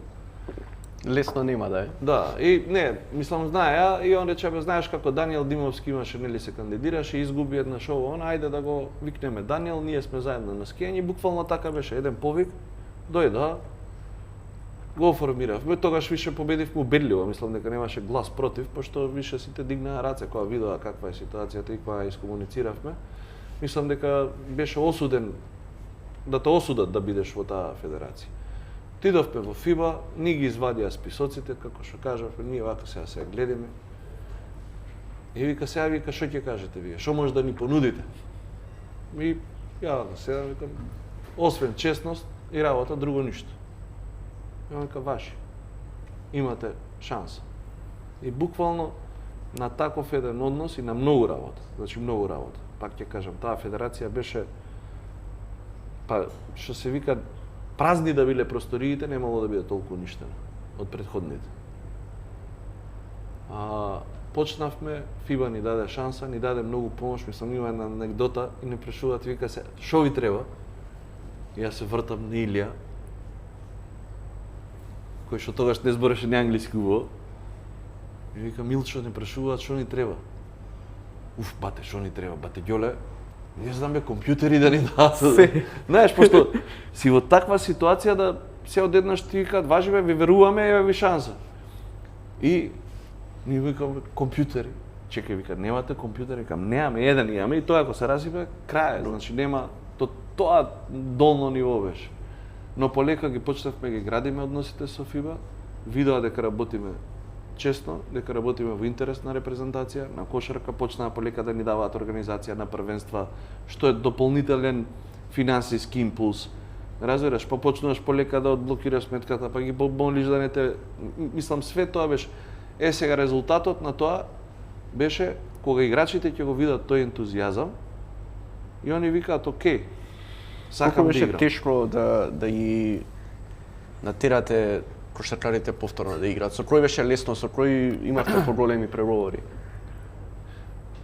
Види, Бидејќи сигурно знаеле што се случувало претходно и да, реално но пак ќе кажам, не кој беше би имал многу доверба тешко. да се врати. Но многу е битно каква личност си и каква перцепција ќе оставиш позади себе. Разбираш, значи ако јас прв ден кога влегов во федерација реков јас сум сега од оваа страна на теренот, од оваа линија и тоа му го кажував и кога Врбица дојде за директор и све и знаев дека тоа што јас сум го барал како играч, јас сум го барал од сите управи, од федерација, од кого и да имам вакви услови, да имам тоа да ја, дека сега ќе го бараат од мене. Зашто јас више не сум дел од нив. Условно. Јас сум дел од оние, нели, чаушите што ја водат кошарката, уствари што треба да ги обезбедат условите. И кога тоа ќе го разбереш дека сега егото треба да го поголташ, дека не знам, ти си играл и си 15 години постар од ете да кажеме Гечевски или Перо Антич или било, но ти треба да го проголташ егото и кој ќе те одбие треба да најдеш начин не одбил никој, но било ама чекај да видам, чекај имам сезона, имам договор, имам вака, уморен сум. Значи треба да најдеш начин да му придеш, а ние тоа сме го правеле на многу другарски и отворен начин. Значи баш на начин на кој што сме работеле. Јас бев 2 години генерален секретар, после тоа почнав да работам за компании, да бидам директор, но секогаш остана волонтерски во таа федерација. Значи, како кажам, нели Дејан Лекич го поканивме да биде генерален секретар, Илија си беше директор на сите репрезентации, но секогаш сме биле како да сум во федерацијата. Значи, секаде на било кој конгрес на ФИБА требало да се оди, многу своји средства сме трошеле, беше без парица, значи идеме со комбе до Минхен, кој што трошеше 20 литра на 100 километри, сега ја возам, Даниел спие, Илчо спие, и вака ќе дзирнати, намали нема да имаме за бензин, мислам да толку сме биле. Ама сме знаеле што сакаме да постигнеме и сме го постигнале. И круна беше таа 2011. Доаѓа таа 2011-та, претходно имавме добар настап и 2009-та на Европското првенство. Знам 2011-та подготвителните надпревари која беа имавме неколку порази. Така последните беа тука во Борис Трајковски игравме со некој Нов Зеланд, Црна Гора, почна шампионатот како што почна со пораз. Имавме турнир во Словенија, исто каде што губевме. Почна шампионатот во Литванија, пораз од Црна Гора на стартот. Колку ти во тој период што размислуваше? Дали веруваше дека може да се помине прво групата, да се влезе во втората фаза, па потоа се останато и има ли некои интересни ситуации од тој период кои што не се раскажани во јавноста? Сигурно има многу сега, кои се и дали има нешто посебно интересно од тој период? Види, таа генерација си го градеше својот пат. И единствени, заслужни за тој резултат, одговорно тврдам, се самите играчи. Сите ние од страна, вклучувајќи го и селекторот и било кој, бевме должни да им обезбедиме правилни услови. Разбираш, и ние кога го работевме тоа, рековме дека играчите не смеат да мислат на ништо освен на кошарката. Разбираш? Значи имавме анекдота, Перо го зеза Илија Мерџановски дека нема патики. Перо носи, не знам, ПС, Македонија не можеш да најдеш. И сега, ама Перо е Перо. И он Перо на тој начин и тестира. И ние за лупам, за 3 сата му нудиме патики, не знам, ги праќаат од авион Београд, ги носиме и он вика, добро, ова ми е 15-тиот пар. Разбираш? Ама сето тоа беше на некоја другарска основа. Значи, хемијата која што се направи таму беше дека, окей, пак ќе кажам, они се господа играчи и треба да бидат третирани како такви. Имавме ние трзавици, каде што, не знам, селекторот сакаше да ги брка од припреми од охрито до водона за баналности. Излегување по... Не, и ние рековме, окей, ние нов, дали се вика Гечевски, Античи, Илиевски... Не можеме да најдеме. Не може да најдеме. Тренер, у тој момент сите сакаа да бидат тренери, ама ќе да веруваме. Ние рековме, окей, идеме со овој концепт и со тоа. Значи, Врбица имаше огромна улога во носењето на Мекелеп. На Мекелеп, во носењето на овој кондиционер Сандро. Значи, сето тоа беше подредено на успех. Пак ќе кажам, сите ги тргнавме нашите сопствени убедувања на страна, егото да го проголтаме и да овако. Кои играчите тоа го сватија, ја мислам дека више на нив може и не им беше потребен тренер. Разбираш? Затоа што мотивацијата беше на многу високо ниво, затоа што и во тие порази кои што се случија, имаше многу скептици. Јас знам дека луѓето кои што ги однесовме во Љубљана да ги гледаат утакмиците почнаа да свиркаат на нашите. Значи тоа е Балканот, нели? Македонија 2 милиона и 2 милиона тренери има во секој спорт. Имаше многу од публика и против Перо Антич довикувања целната. Имаше, значи зошто? Затоа што едноставно беа, нели, се уште не беше постигната формата и сите тие работи. Еве, конкретно ние го подпишавме, нели, Чековски, селекторот ми каже, гледаш што подпишавте.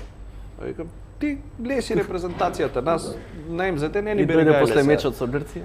Разбираш, така да имаше доста може да се, ја викам за тоа првенство и за таа репрезентација треба да се напише една книга, да се сними еден филм, пошто на вистина има многу што да се раскаже, посебно од страна на аспект на играчите. Значи, дојде тој пораз од Црна Гора, несреќен, дали пак кој е крив што не видел дека Мекелеп има 4 фаули или не знам, па беше тоа расправил. Добро, тоа е една утакмица, заврши се, што не може да го вратиме назад, ајде идеме на другава. Значи имаше доста трње во тој пат, ама затоа ќе кажувам, на оној автобус што ги носеше од аеродром до Скопје, до низ Триумфална капија и до плоштадот, требаше да бидат само кошаркарите.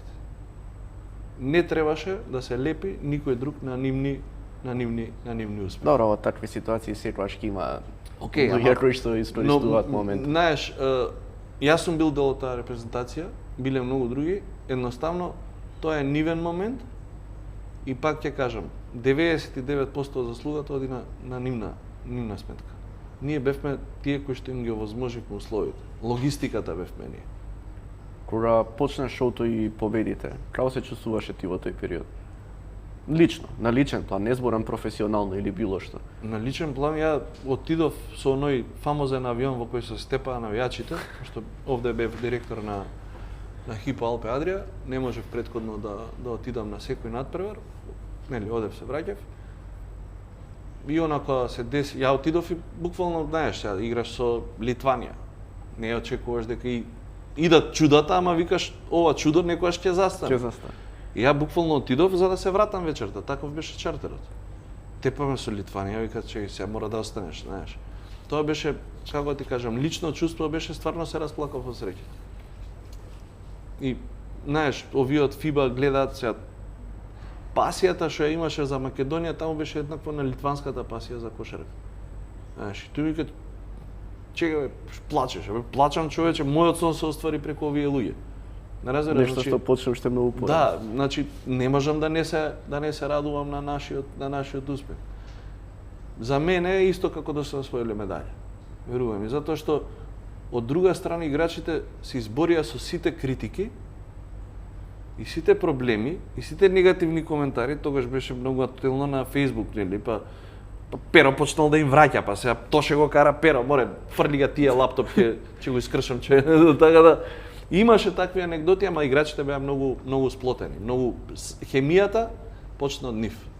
Ако некој друг каже дека не знам кој знае кој има какви заслуги, јас одговорно тврдам дека 99,9 е стриктно разликата направија играчите со својот однос кон грбот, кон репрезентација, кон таа еуфорија, кон поддршката што после дојде. Ме разбираш, така да доста анегдоти има и пак кажам, може филм да се направи за картите, како ги обезбедивме 3000 карти и вака беше. Ама на никого ништо му беше тешко. Ме интересира, Тодоров, ти како спортски работник кој што не беше дел таму, како гледаше на целото тоа првенство? Јас не знам, некои луѓе во држава не може да го сватат тоа дека успехот на еден одреден тим или на репрезентација, во било кој спорт, не е важно дали е кошарка, фудбал, ракомет, помага на секој кој што ја работи таа работа. Бидејќи ако еден успее клуб, автоматски се дира и јавноста за тој спорт и се гледа подруго и повеќе деца ќе тренираат. Кола да имаш само, веројатно ќе добиеш повеќе деца. Како еден спортски работник, кошаркарски работник во тој период гледаше на успехот на репрезентација? Нема како гледа еден македонец на репрезентација, нели таму секој гледа и секој сака екипата победи, било кој спорт, мислам, оној лето главни која одбојка кај што можеш да победиме. Многу приказни како не ти одговара тој што е во моментот селектор или на репрезентација или види, тоа се 10-15 или во правата или тие се 10-15 луѓе што секогаш кога некој е селектор навиваат против репрезентација. Хейтерс хейт. И после ги има оние што нема дома што паметно да прават, што мислат дека знаат повише од сите други. Ама тоа е минимален број, тие само што ти ги гледаш тие негативните, ти не ги гледаш позитивните. Така да ќе, не знам, што вика Джоле, тоа време Facebook имаше на утакмица МЗТ изгубивме, дојдав дом, отворив 153 коментара имаше на Facebook. Тоа е дента кога го деактивира Facebook.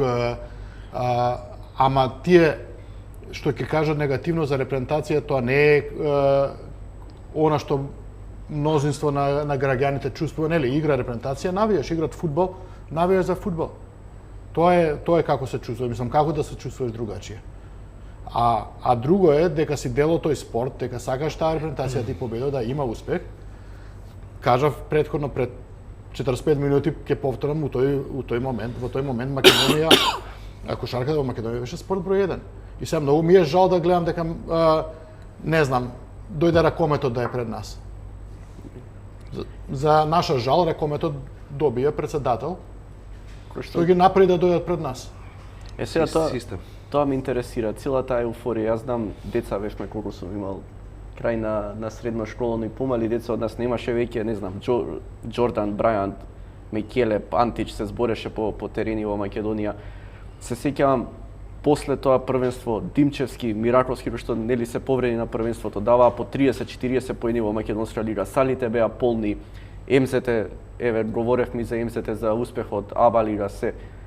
Каде погрешивме? Не само као кошаркарски работници, као тренери, као клубови, каде погрешивме како нација да ни се случи во кошарката тоа што ни се случува во моментов, да е едноставно стигнато посебно клубската репрезентација да тргне иако и таа долги години се мачи. Као стигнавме кошарката ни биде на ова ниво во моментот. Вака, за да едно тело функционира, значи мора да функционира системот. Така? Моето тело да функционира, мора да функционира централен нервен систем, органи, сите тие работи. За да една компанија функционира, мора да функционираат сите структури во таа компанија. За да еден клуб функционира, за да една федерација функционира, мора да биде поставен системот. Ние после еуфоријата го заборавивме системот. Значи, клубската кошарка почна да паѓа пред тоа првенство. По моје мислење.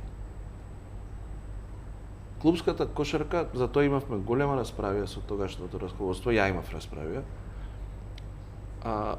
Тогаш председателот реши клубовите да ја водат лигата. Така беше? Дека Сдруженијето на клубови треба да ја води својата лига. И ја бев противник на тоа, затоа што основно во статутот пишува Кошаркарската федерација е должна да ги организира, спроведува надпреварите на овакво. Генералниот секретар е во функција на извршен директор на таа, каде што мора да ги контролира работата на клубовите, работата на младински. Значи, тоа беше систем. Ние тогаш рековме, Федерацијата кажа, Даниел вика, нас не интересира тоа, ние сме само за репрезентација. Не можеш така да се откажеш. Значи, мојата најголема расправија беше тоа. И кога ти ќе оставиш да клубовите ја водат, клубовите се групираат и го гледаат сопствениот интерес. Ме разбираш? И тогаш он вика сега, ја шо ќе држам школа, дај ми странецот ваму, не ќеме 2 страници, сакаме 3 страници. Не ќеме 3 страници, сакаме 4 страници. Сакаме 5 страници. И ти одеднаш почнуваш да го уништуваш системот кој што бил граден од времето на Југославија. Значи, оваа генерација, што збориме, Перо, Тоше, браќата Стојановски, се последните од тој систем предходно. Разбираш, значи ние не сме допринеле нешто поише они да станат играчи. Но основата нивна била градена во системот во која што била градена и мојата основа за кошарка, за разбирање на спортот, за све. Сега ти го напушташ тој систем, се отвараат каталјарда училишта за кошарка, кои што според некој закон од Агенција за млади и спорт добиваат дејност спорт. Никој нити ги контролира тие тренери, нити знае кои се тренери, нити во какви услови тренираат. Родителите почињаат, овде има школа за кошарка, шеѓе, оно само МЗТ, мене ми е полесно овде умало некоди. Разбираш? Па имаш нестручни лица кои што воопшто не играле кошарка, отвараат школи за кошарка, стануваат тренери, не знам, тој дали играл одбојка цел живот, дали играл, ме разбираш, дали во фудбал играл па станал тренер за кошарка, зашто било актуелно, децата сакале, почнаа да ги гледаат децата како 2000 денари месечно. Дали најголем проблем кај нас е тренерскиот кадар? Дека немаме доволно. Не само за кошарка да зборам, општо за спортот, дека немаме доволен број, тоест можеби ни минимален број на стручни лица кои што може да работат според мене, пак ќе кажам, апсолутно немаме доволно добар тренерски кадар. Не, можеби прејат груп збор не е доволно добар, не е доволно посветен, но и не е доволно платен. Во книгата на Аца Николич прво правило е дека со младите категории треба да работат најдобрите тренери и да бидат најдобро платени. Зошто? Затоа што тие се производство за еднината. Кај нас тој систем се напушти. Разбираш? Значи, ние пробавме и го вративме во 2011-12, значи, во МЗТ рековме има селекции на деца кои што не плаќаат, тренерите си имаат редовна плата, ние имавме 450 деца од прилика. 450. 450 деца имаше база во аеродром. Ја не знам денеска колку има младинската школа на МЗТ. Меѓутоа, цел пат на кошарката дојде во тој момент кога центри од типот МЗТ работнички, па да говориме таму на почетокот и Струмица и Вардар. Кавадарци и Вардар го загубија приматот. Денеска тие школи се ирелевантни во кошарката. Не знам ни ја колку имат, ама таму нема ни приближно некоја школа која има 400 деца. Еве Тодоров, ти работиш долги години веќе во Холандија, си бил и во Бугарија и во Романија. Која е разликата? Како се работи таму? Холандија сега можеби доживеа пак мал патно, имаше експанзија, стигна и до светско првенство, ако не се лажам. Така играа на минатото светско.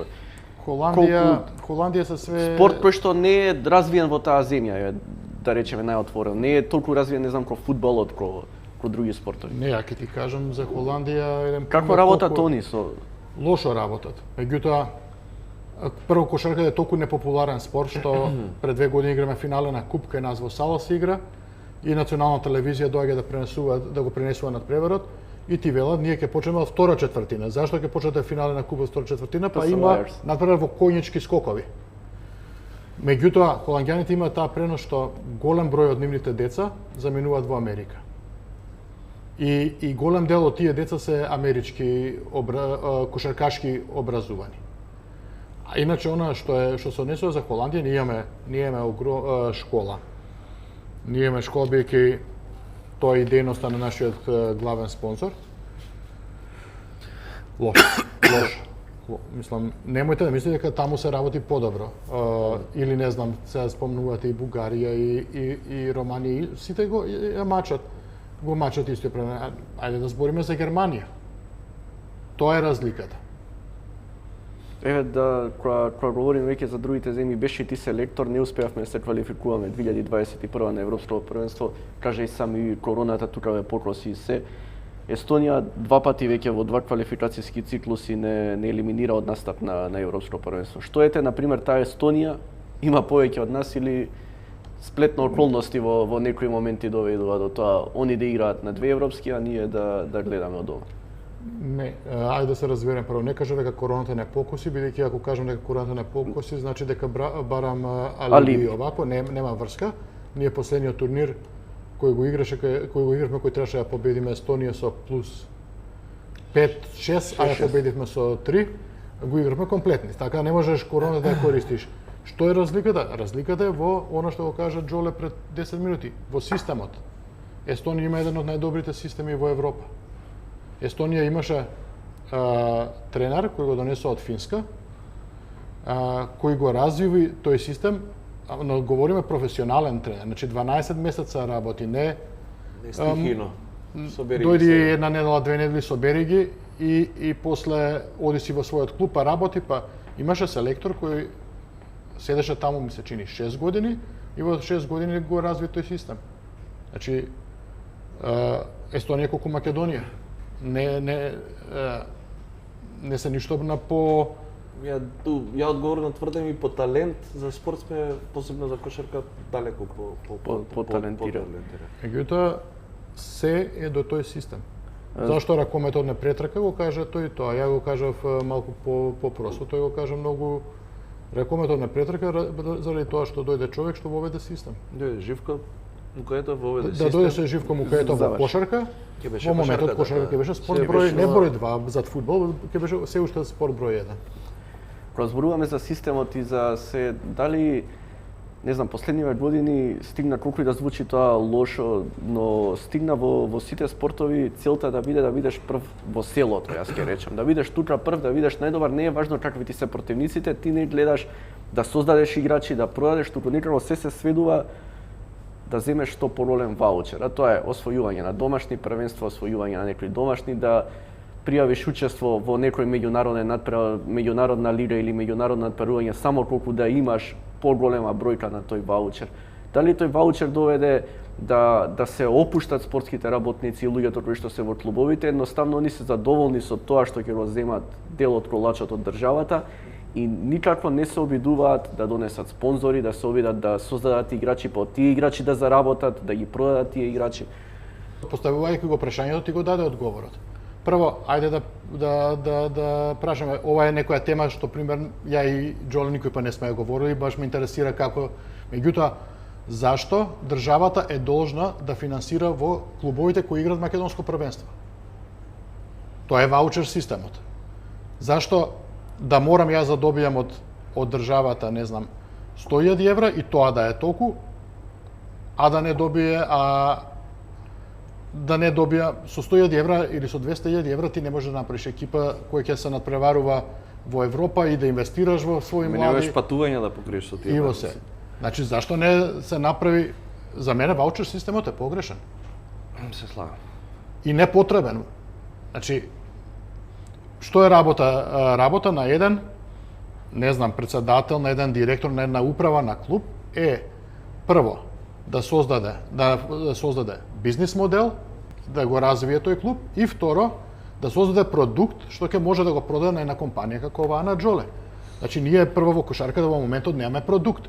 Погледни ги последните, не знам, 4-5 финалења, тоа не е продукт, тоа е или продукт е да направиш нешто кај што своје место ќе најдат и не знам, и деца, и семејства, и малку хуманитарно, да работиш социјални медии. Кај нас е социјална медија да дојде еден со телефон, да сними 2 клипа и да ги стави тие, тоа се подразбира. Збориме сега концепти од типот на Web 3, кои тука воопшто не се ни разгледуваат. Гледаме како, не гледаме, значи, нема пари во државата. Па нема пари, окей, може нема фирма што ќе ми даде 100.000 евра, ама ќе најдам 10 фирми што ќе ми дадат по 10.000 евра. Ама таа фирма нема да ми даде 10.000 евра, ако ја не отидам кај Џоле и не му кажам, слушај Џоле, еве, ова е бизнис моделот кој го сакаме, ова е продуктот кој го добиваш. Ја да имам пари сега, зашто би дал во кошарка? Зашто? Војновиќ, како човек што доаѓа од бизнис секторот, долги години веќе работиш во моќна компанија која што работи не само во Македонија, туку работи во регионот. Сега ме интересира дали има разлика, сигурно има разлика во квалитетот на производот и дали тоа е клучно во твојата фирма за спонзорство на некој или има врска и за одредени финанси, повластувања кои што ги има одредена земја, како иде сето тоа? Види, јас бидејќи апсолутно не го поддржува ваучер системот, како компанија ние ниеднаш не дадовме спонзорство за да користиме ваучер. Значи, не сакавме, ние сме компанија која што е општествена одговорност, која што сака да си ги исполни сите обврски кон клиентите, кон државата, сега да не ја рекламирам, но тоа е принципот на работа кој што функционира.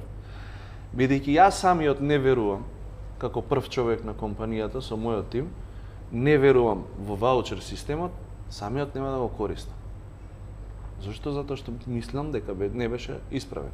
Може би имал добра замисла, но имаше катастрофална реализација. Затоа што сега, не знам, доаѓа, еве да кажеме, МЗТ, и МЗТ добил 100.000 евра, и доаѓа некој, да не подценам, џудо или карате клуб, Не, па се формираат клубови само и доаѓа и он има 200.000 евра. Знаеш, и ја кога тоа ќе го видам, ја апсолутно не верувам во тоа. Тоа е една работа. Друга работа, имам искуство и од таа страна, кога сум барал пари и сега кога формално треба да ги одобриме тие спонзорства. Ја не ги давам јас, пошто не се мои, тие се пари на компанијата. Но она што сакаме да го видиме со мојот тим, со нашиот тим, е продуктот што го кажа Ацо. Па имаме фаза на одлучување каде што викаме окей, сега ќе поддржиме успешната приказна, но имаме на фаза на одлучување и на тоа сме посебно горди како тим во Триглав, каде што гледаме дека нешто се поставува на здрави основи. И почнуваме да ја поддржуваме таа приказка. И кога ќе видиш ти дека постои тој систем, еве јас ќе кажам дека ние сме првите спонзори на женскиот ракометен клуб Вардар. Во оние години никој не веруваше дека Вардар ќе дојде така, нели беше кометол, но знаевме дека таму дојдоа Гоца Нацева, дојде Индира Кастратовиќ, дојде Тања Попов, Медвед, дојде Сергеј Самсоненко и видовме дека таа приказка, што викаме, почнува да пие вода. И ние бевме први спонзори на Вардар и на едниот и на другиот ракометен клуб, кој што не беше на Самсоненко компанија. Значи, за нас во компаниите е битно и да видиме која е приказката и што може да допринесеме да таа приказна биде успешна. Исто така и кога е неуспешна, да не комплетно ги заборавиш. Разбираш? Но ти мора да дојдеш со концепт.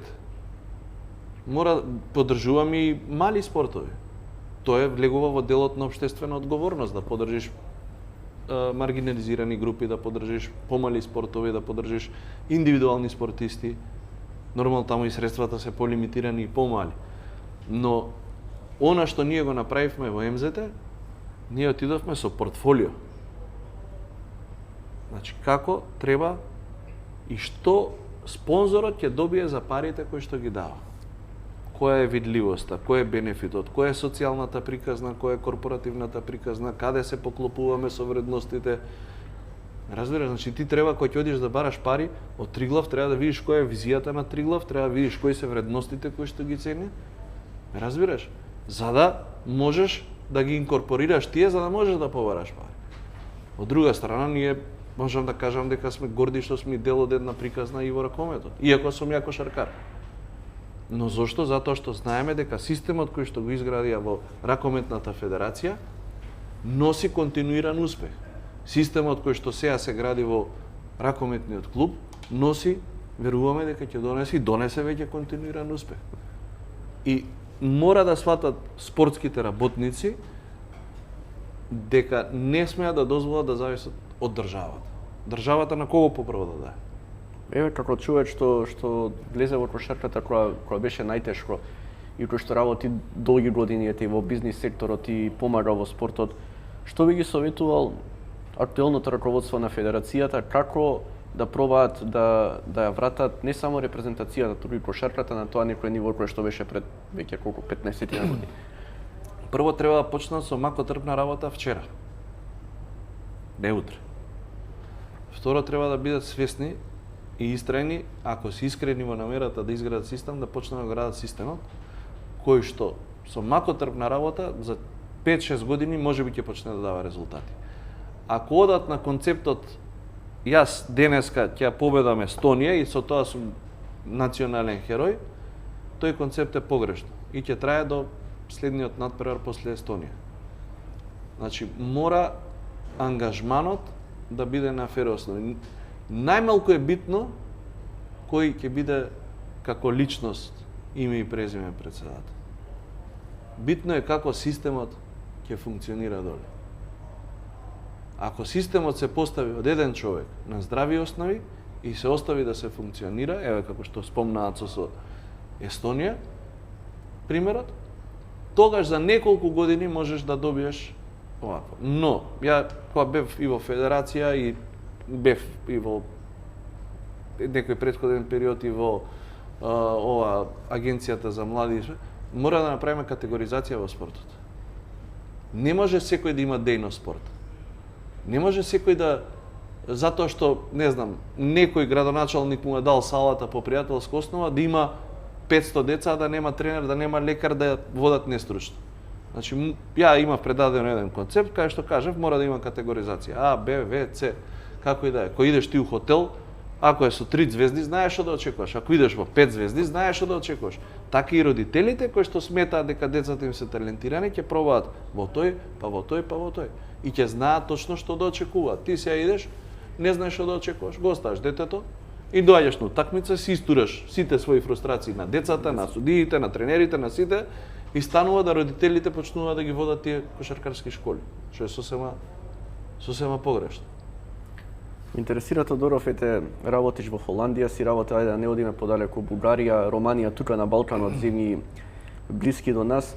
Како иде финансирањето во тие земји? Верувам дека исто не е идеално, но дали, бидејќи кај нас главен проблем секоја сезона е неисплата на плати на кошаркари, па дали ќе ги земат парите, нема да ги земат. Како иде финансирањето од државата, од спонзорите, еве на пример, не знам, Бугарија, Романија, исплата на плати и се останат? Види, пак ќе се вратиме. Финансирање од држава во спорт не постои. Државата е таа, можеби, која треба да создаде услови да една компанија како Вана Джори или како било која компанија сака да инвестира во спорт заради тоа што ќе добие некоја даночно олеснување за тоа што инвестира во спорт. Меѓутоа мора да се знае и во кој спорт инвестира. Односно не во кој спорт, него што е функцијата сега на еден клуб? Оди таму пола ден, пие кафе по општината, добива пола пари од општината и после другата половина од денот оди таму моли во министерство да му пуштат поголем ваучер. Во Романија, да, функционира спортот од општините. Значи државата во клубовите не дава, освен во 3 клуби кои се од таму уште од национален интерес. Рапид Министерство за транспорт, Динамо полиција и Стела војска. Сите други клубови се најчесто финансирани од општината. Меѓутоа буџетот што општината го дава во тие клубови е некаде 30 до 40%. Се друго е спонзорство. Во Холандија немаме, значи нас ни доаѓа градоначалникот на превари. 100 пати сум кажа, дај да го прашаме човекот, он е 100 пати ми века. Не ни покушава и тоа. Имаме главен спонзор точно, имаме таму помали спонзори, имаме 140 спонзори што плаќаат по 1900 евра карта сезонска. И така се собира. Значи, тоа, дај да ми дадат поголем ваучер, бидејќи ова државата може да ми даде награда ако играм во Европа, ако освојам некое европско надпреварување. Не збориме тука за АБА-2 и да се возурка со автобус по регионов. Да, ексју паланките. Тоа не зборим. Зашто? Респект за сега оваа година што прв пат имаме екипа, да, игра таму шампионска лига квалификација, изгубија, се знаеш уште од прва четвртина ќе изгубат, меѓутоа тоа е нешто што почеток, пошто така идеш играш, не знам, сега со Реджо Емилија, после не знам со оваа, со онаа екипа, ќе видиш како се организира, ќе научиш нешто ново, ние не сме излезени тука, не сме излезени од рамките на ексју. И после одиме, дај ни државата пари. Ево, оваа година може да влезе било која екипа во АБА-1. Која екипа влезе? Виена и Клуш. Ниједна не се нафака. Кој да ми плати? Државата да ми плати да играм АБА-1? Не. Ќе направам бизнис план, ќе направам бизнис модел, ќе соберам пари, ако треба ќе одам во банка, ќе земам кредит, ама ќе знам како ќе ги вратам тие пари. Така тоа е нешто што можам да го направам, да ја молам државата колку се милиони таму или милиарди во долг во моментот. Има приоритети. Има луѓе кои немат, не знам, многу државата има поголеми приоритети од тоа спорт. Да, државата треба, пак кажам, да даде некои олеснување на спонзорите, треба да инвестира во спортски објекти, дефинитивно, и треба да инвестира во федерации. Бидејќи тие федерации ја представуваат државата надвор. Се останато зависи, ако имаш добра управа, ќе најдеш спонзори, ако немаш добра управа, па не се такмичи. Нека се такмичат 5 екипи што може да соберат спонзори. Најлесно е. На крајот сакам уште едно само прашање за Ѓорѓе Војновиќ. Јас сум роен 94-та, не се сеќавам толку на најдобрите денови кошаркарски негови, но се сеќавам на една интересна серија која што идеше во моето детство, тоа што на еден интересен начин со еминентниот македонски актер Јовица Михајловски ја објаснуваше кошарката да ја сватиме ние како деца наједноставно може. Како се снајде во цела таа ситуација како актер барем најкратко? Во одреден момент полесно ми одеа зборовите отколку кошарката. Види, тоа е по сценарио на Нешо Вујасиновиќ, кој што беше професор на факултетот во Скопје, мислам дека лингвистика или нешто така. Се случајно по некоја основа со Огнен Антов, кој што беше продуцентската куќа Dream Factory, се најдовме и буквално рече, ај, сакаш ли да дојдеш на кастинг, нас ни треба некој за кошарка, ама знаеш се, ако може да видиме, отидовме, пробавме кастингот, мене ми се виде супер интересно, помина добро тоа, така да таа серија беше многу за мене едно дека можам да направам нешто, да дам некаков допринос. Види, таму таа беше финансирана од Совет за радиодифузија, немаше пари. Значи, ако ја гледаш серијата, јас тогаш ми беше интересно, нели, влагаш во филм, во филмска индустрија, мислиш дека, но ќе видиш дека на една епизода од почеток сум посветил, ама пошто снимаме цело време надвор, па сме снимале некоја друга сцена малце подоцна, више сум поцрнет во истата епизода. Така да, ама тоа беше еден, пак ќе кажам, исто ентузијазам, на кој што се снимаш усред лето, после сезона, пошто во сезона не можев да снимам, 40 степени, ама го правиш тоа од кејф за да оставиш нешто позади себе. Едно од моите мото или девизи за спортот е не е само тоа што ќе го освоиш, туку каква трага ќе оставиш позади себе. Че ти можеш да бидеш и најдобриот играч, и 10 пати MVP, и не знам што, но многу побитно е за иднината на спортот, за генерациите што доаѓаат, каква трага ќе оставиш, односно каков пример ќе бидеш. Дали ќе бидеш пример на човек кој што ќе ги мотивира младите да се нафатат на спорт, или ќе бидеш пример на човек кој што само има 10 титули, ама ја не би сакал да бидам како него. За мене е тоа клучно што ме водело како мотив во спортот. Ко врзам на мене, јас сум можел во тоа време во Македонија за било која екипа да потпишам. Не знам. Знам дека следна година, ете Јаце знае, МЗТ тапа со пари. Значи ја имам договор на XY месечно, но знам, однапред знам дека нема да ги земам. И сега ти доаѓа понуда, не знам, од Кочани или од Струмица или нешто од странство, што исто така е тоа, е сигурно. Едноставно сум решувал да останам да покажам дека можеме да направиме нешто и со малце. Па не сме направиле, сме со свој леден куп, кај што никој не очекуваше дека ќе го освоиме. Разбираш? Но било тоа да со личен пример покажам дека треба да сме тука и дека не е секогаш тоа што, не знам, ќе функционираме да ги земеме и да ги бркаме парите. И можеби и за тоа оставам таков пример кај некој луѓе. Едноставно е тоа. Тука би се заблагодарил на двајцата, ви благодарам, ми беше навистина чест овие 2 часа што помоабетивме, отворивме некои теми и кусур, се подсетивме на некои и убави и не така убави времиња. Се надевам дека кошарката ќе се врати во наредниот период на местото каде што треба да биде и дека повторно репрезентацијата ќе биде гордост како што беше пред 15 на години. Драги гледачи, ви благодарам и на вас што ќе се дружите повторно со нас. Читајте екипа, гледајте пресинг, шер, сабскрајб, лайк на нашето видео, навистина на нас многу ќе ни значи и се гледаме во некоја следна емисија со нови гости. Пријатно.